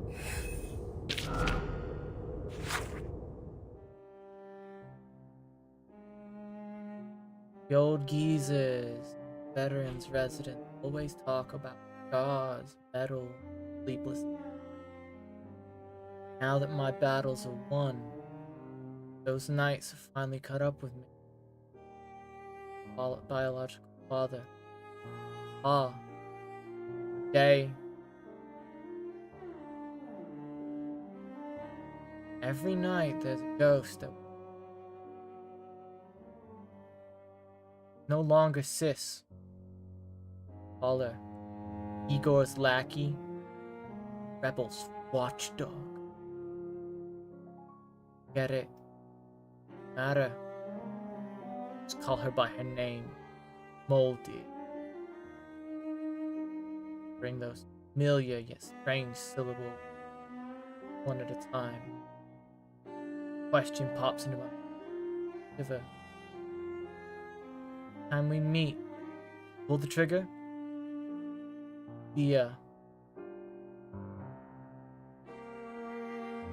I become so weak now. Did I depend on people? When did I start depending on people? Did I start calling a stranger this?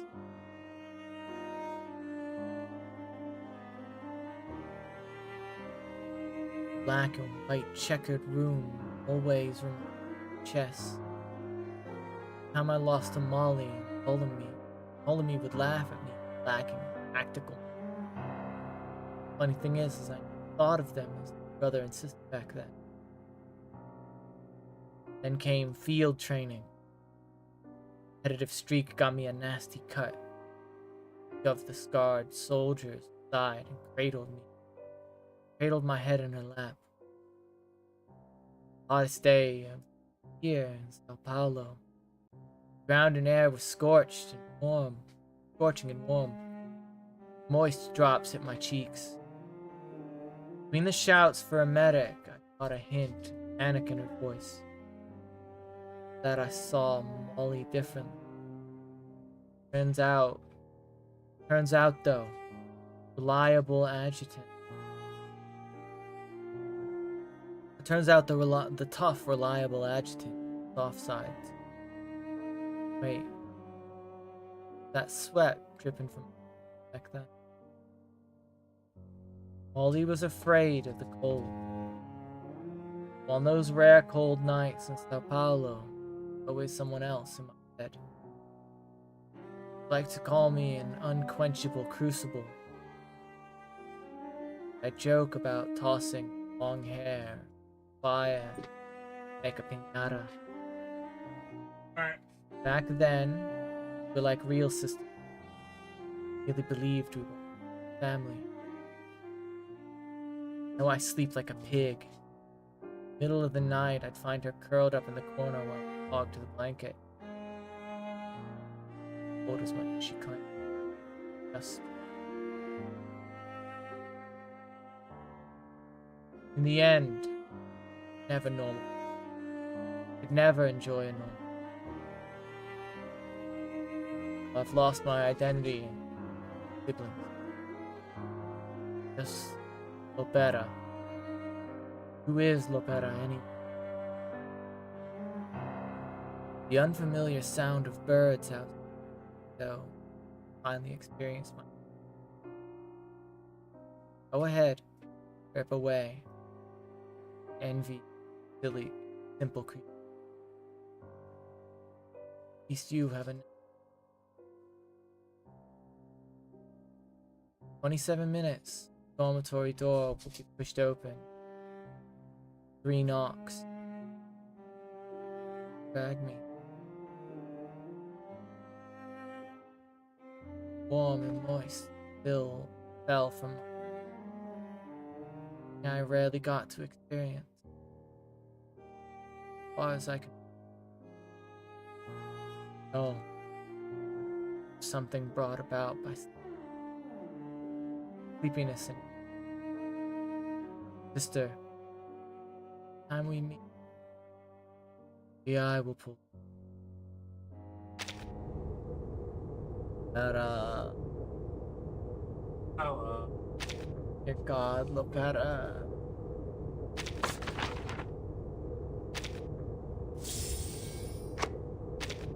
this.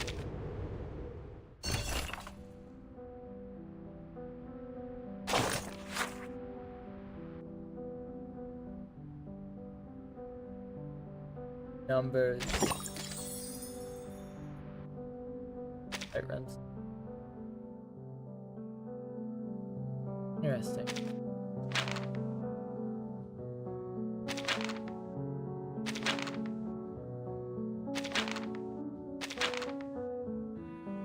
Interesting.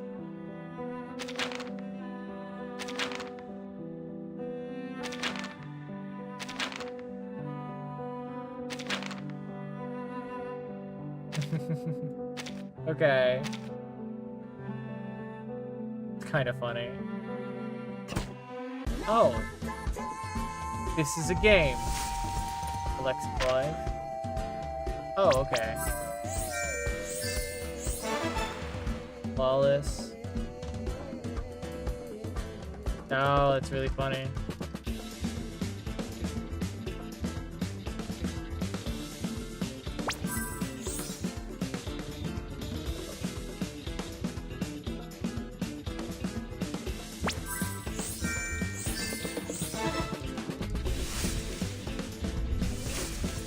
Territory.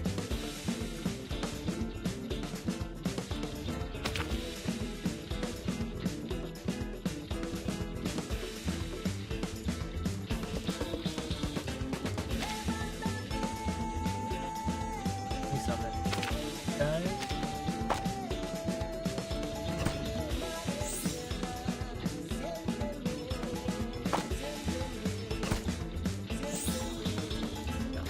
Ready. Anchor down! Ram the prow into their flank! You asked me the finest escape strategy. Hit them first. This is so funny.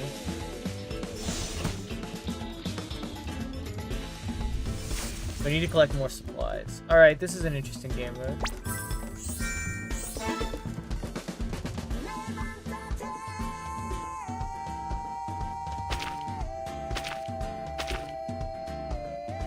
Okay.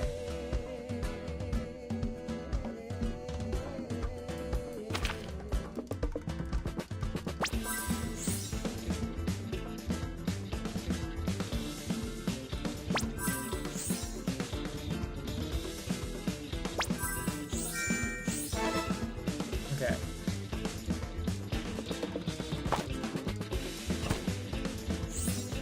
$40.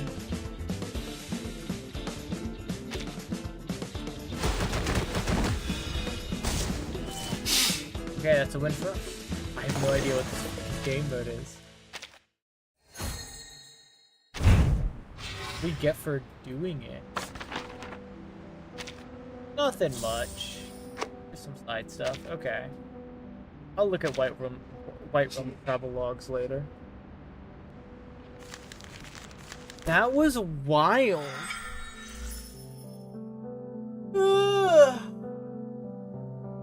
I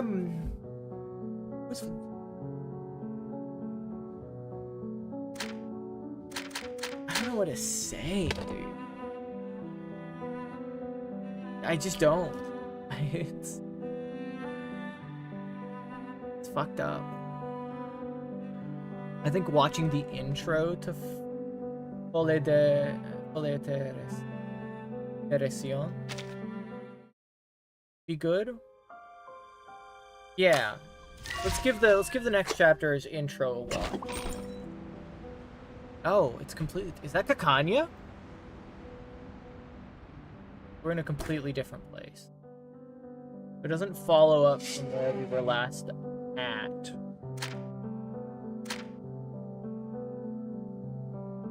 I think still giving it a look is a good idea. Yeah, let's give the first chapter a look. Prologue. Story begins on the evening, March 22nd, 1991.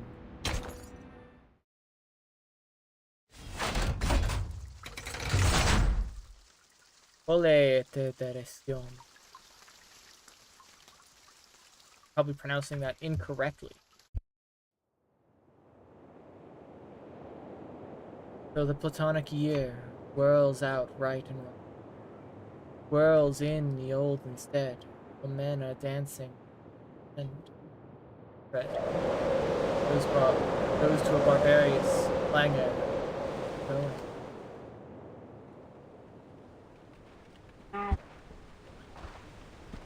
It's the first day of March, and the daylight hours.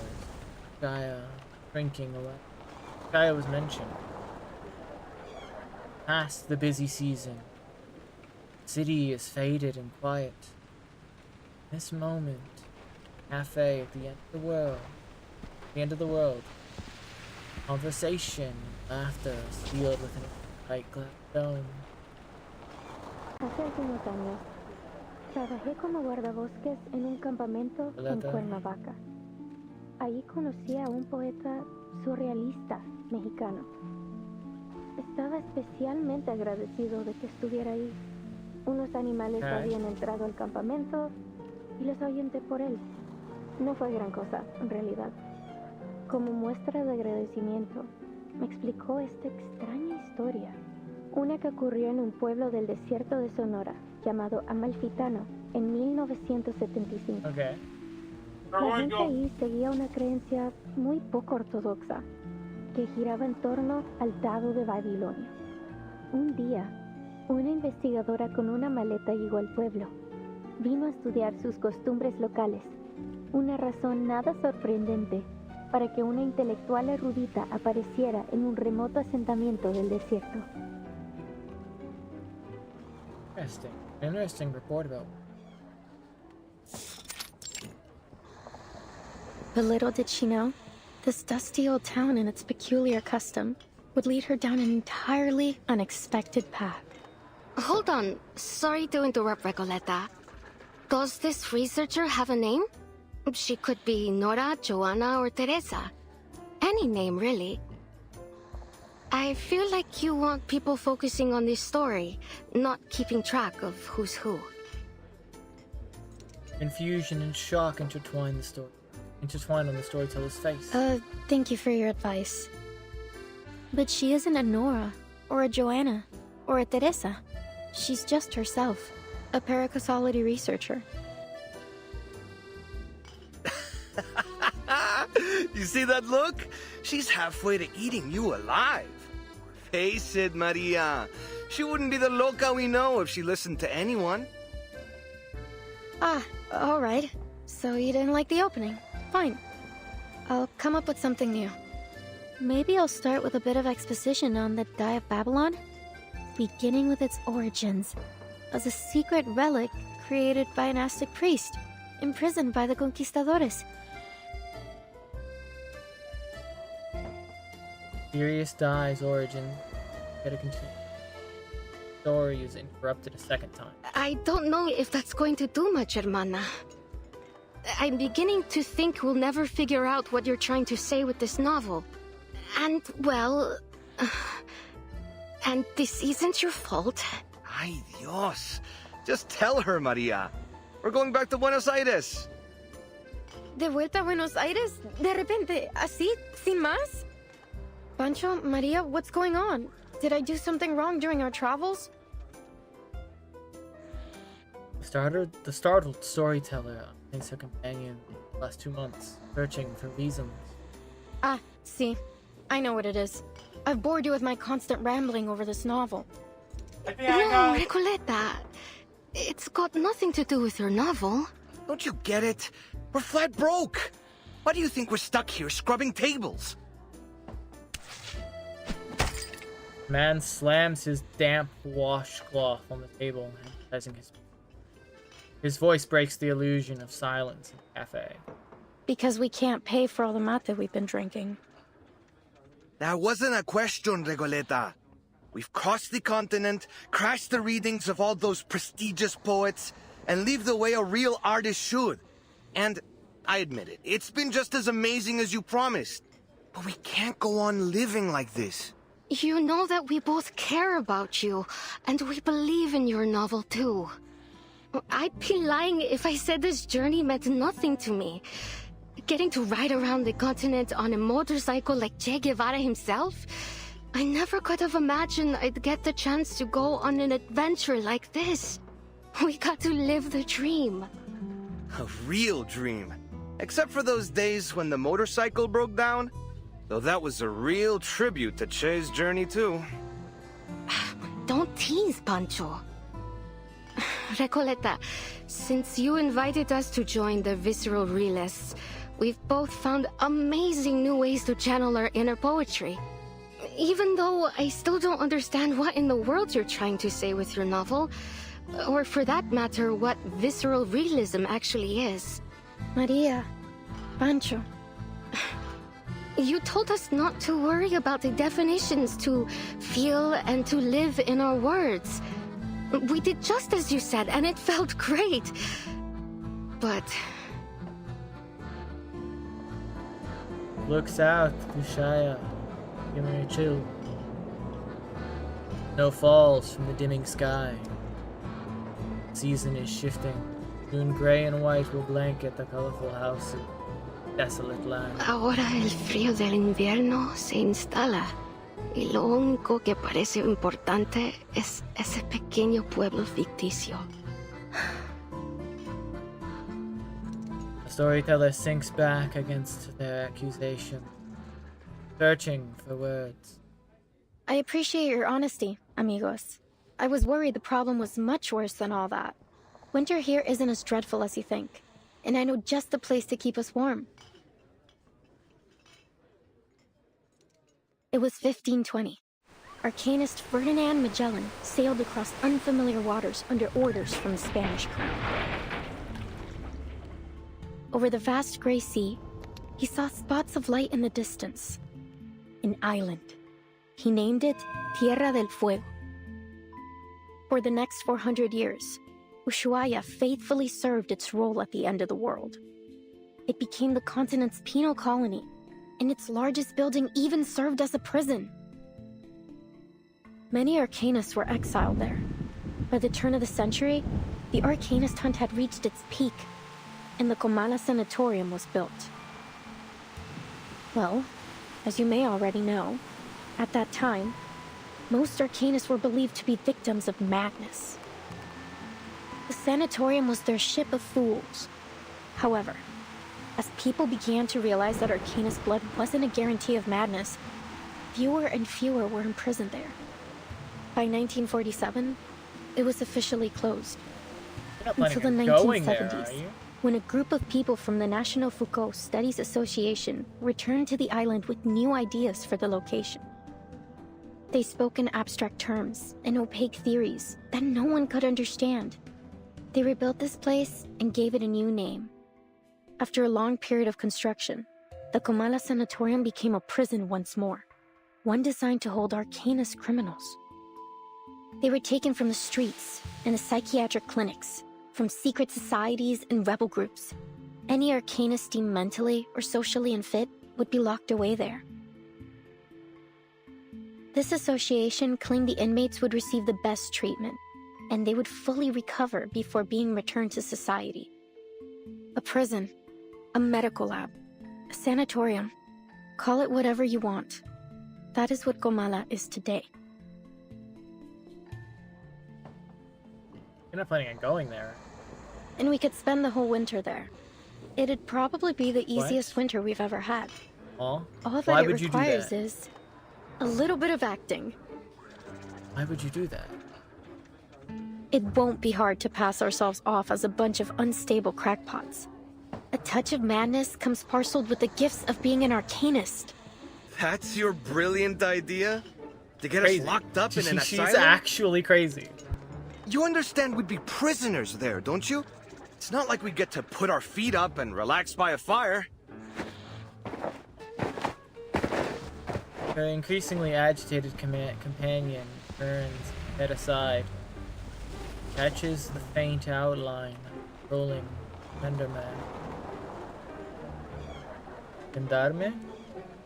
Through the frosted window. You want to go to jail? Well, see that man over there? Go greet him with a punch to the jaw, then you'll be set for the whole winter. It sounds like a good idea. Recoleta, please. We're not messing No. with the Gendarmeria. Maria. We're going to my Aunt Julia's. She said she could take us in at her vineyard up north near the capital. Well, it's harvest season. They could use all the help they can get. We'll return to Ushuaia next year. Or when the winter has passed. It'll still be great. Nicoleta's expression is as cold as the mate tea table. I hear you, amigos. But respectfully, I must turn down your offer. This has been more than just a road trip for me. I know sticking around here for the winter won't be easy. But this could be my last chance. What if things change again? I can't just wait for spring. So stunned. Recoleta. You actually gonna go punch her? What did I tell you, Maria? She never listens. Wasting your breath. Adios, Recoleta. I don't think we'll meet again. Franco's apology freezes him. Mierda! Those gendarmes are looking straight at us! What? The cafe door swings open. A gust of cold air and dampness sweeps through the room. Violeta's hair stands on end, chill. Turns to face the door. Stop right there! You three match the descriptions of some intruders at the poetry meeting in Casa Pionera. Nicoleta's plans a response, only to hear the scrambling sounds of her companions bolting away out the back door. Just when I thought things couldn't get any worse. Okay, so she was detained. Oh, no, we have a combat. Okay, well, it'll be over pretty quickly. Anyone queasy seeing blood? God! Oh, that's so funny. Listen to She this, got like ditched taking a peek immediately. inside. Enjoy it, friends! By God's grace. Close your eyes. Oh. Now is the time of repentance. Well, like I died. This A guy's shot also hits. gonna die. This guy will live for a turn and die on the Our gate locks down. Though it may come with pain. That's Let's dance with the shadows! Didn't survive the less powerful. Yeah! Vampires don't just thirst for blood, we crave victory too. Okay. Kinda cute. Anime. Death behind in the cold. Oh, that shot. She fell. Well, she stumbles on a patch of wet and Oh, gracias a Dios. Creo que los perdimos. Are you alright? Gracias. Better to kiss the ground than kiss the gendarme's boots, if one must choose. Wait a second. Doris, is that you? Funny how life moves in circles and puts an old friend in my path. How have you been? Are you paying another visit to Kamala? Well, not Doris. Doris? Really?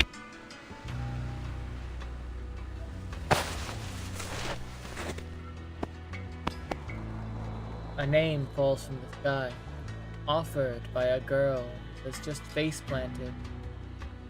Cannot see the figure before her. Timekeeper, could she mean her Dr. Doris? Was I mistaken? She wipes the snow from her face, feel dizzy, makes out the stranger before her. As her vision clears, it becomes apparent that fate is in perfect loop. At least the person holding it, the suitcase in front of her, the same woman she met before. How strange. I've never seen two people so alike. But please, forgive me.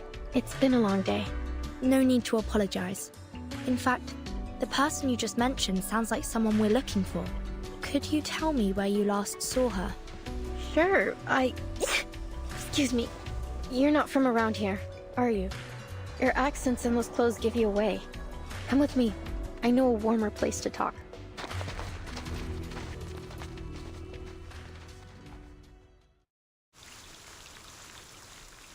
Well, quite an interesting way to start a chapter. We've got Sonetto back. Which is good. Buenos Aires division, Bakerfield, Shia, Explosion, the circling ghost.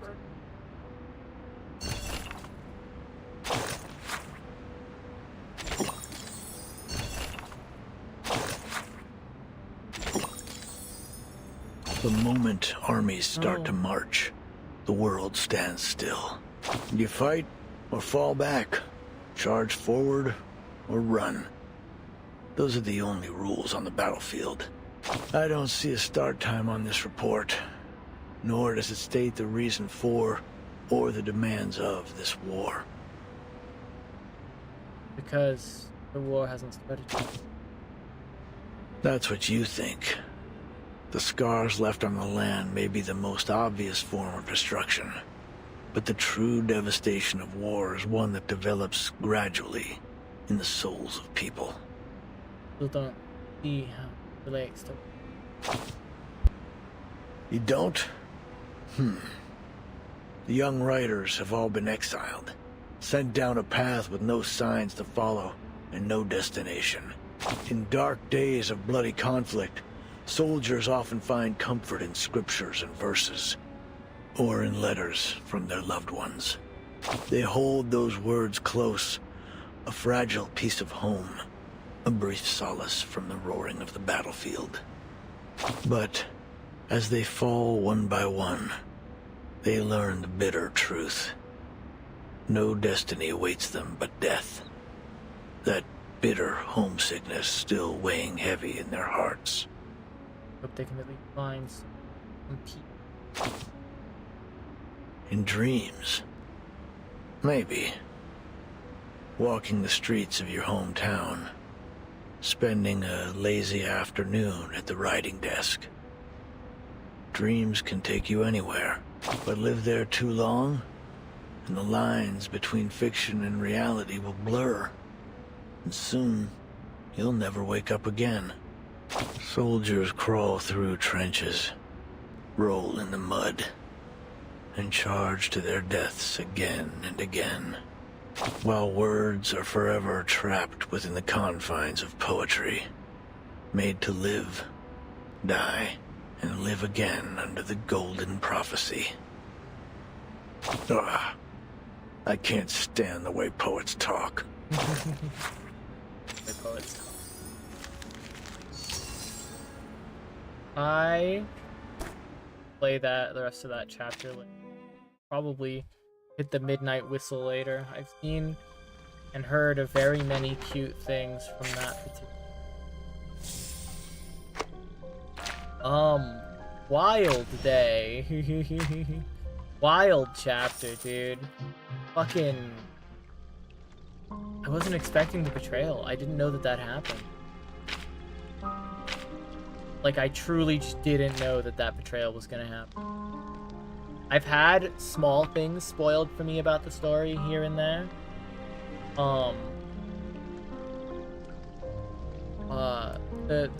Igor's betrayal was something that was kept very well hidden. And I appreciate that game. That was something on it. Alright. Let's see who's out there. I think I have a person. Playing a little bit of Left 4 Dead. I hope you all have some fun over there. Go off to my good friend Thorn. Thank you all for stopping by. If you haven't followed, consider doing so. And if you have, wonderful to have you. See you next time. We'll likely be doing something on Monday. We'll see. Hey! If all things go according to plan, the next Can time anyone you should hear my see voice? Reverse being Any played man will alive? be Wednesday, I think. Good night, everyone, and have fun over at my dear friends. Bye.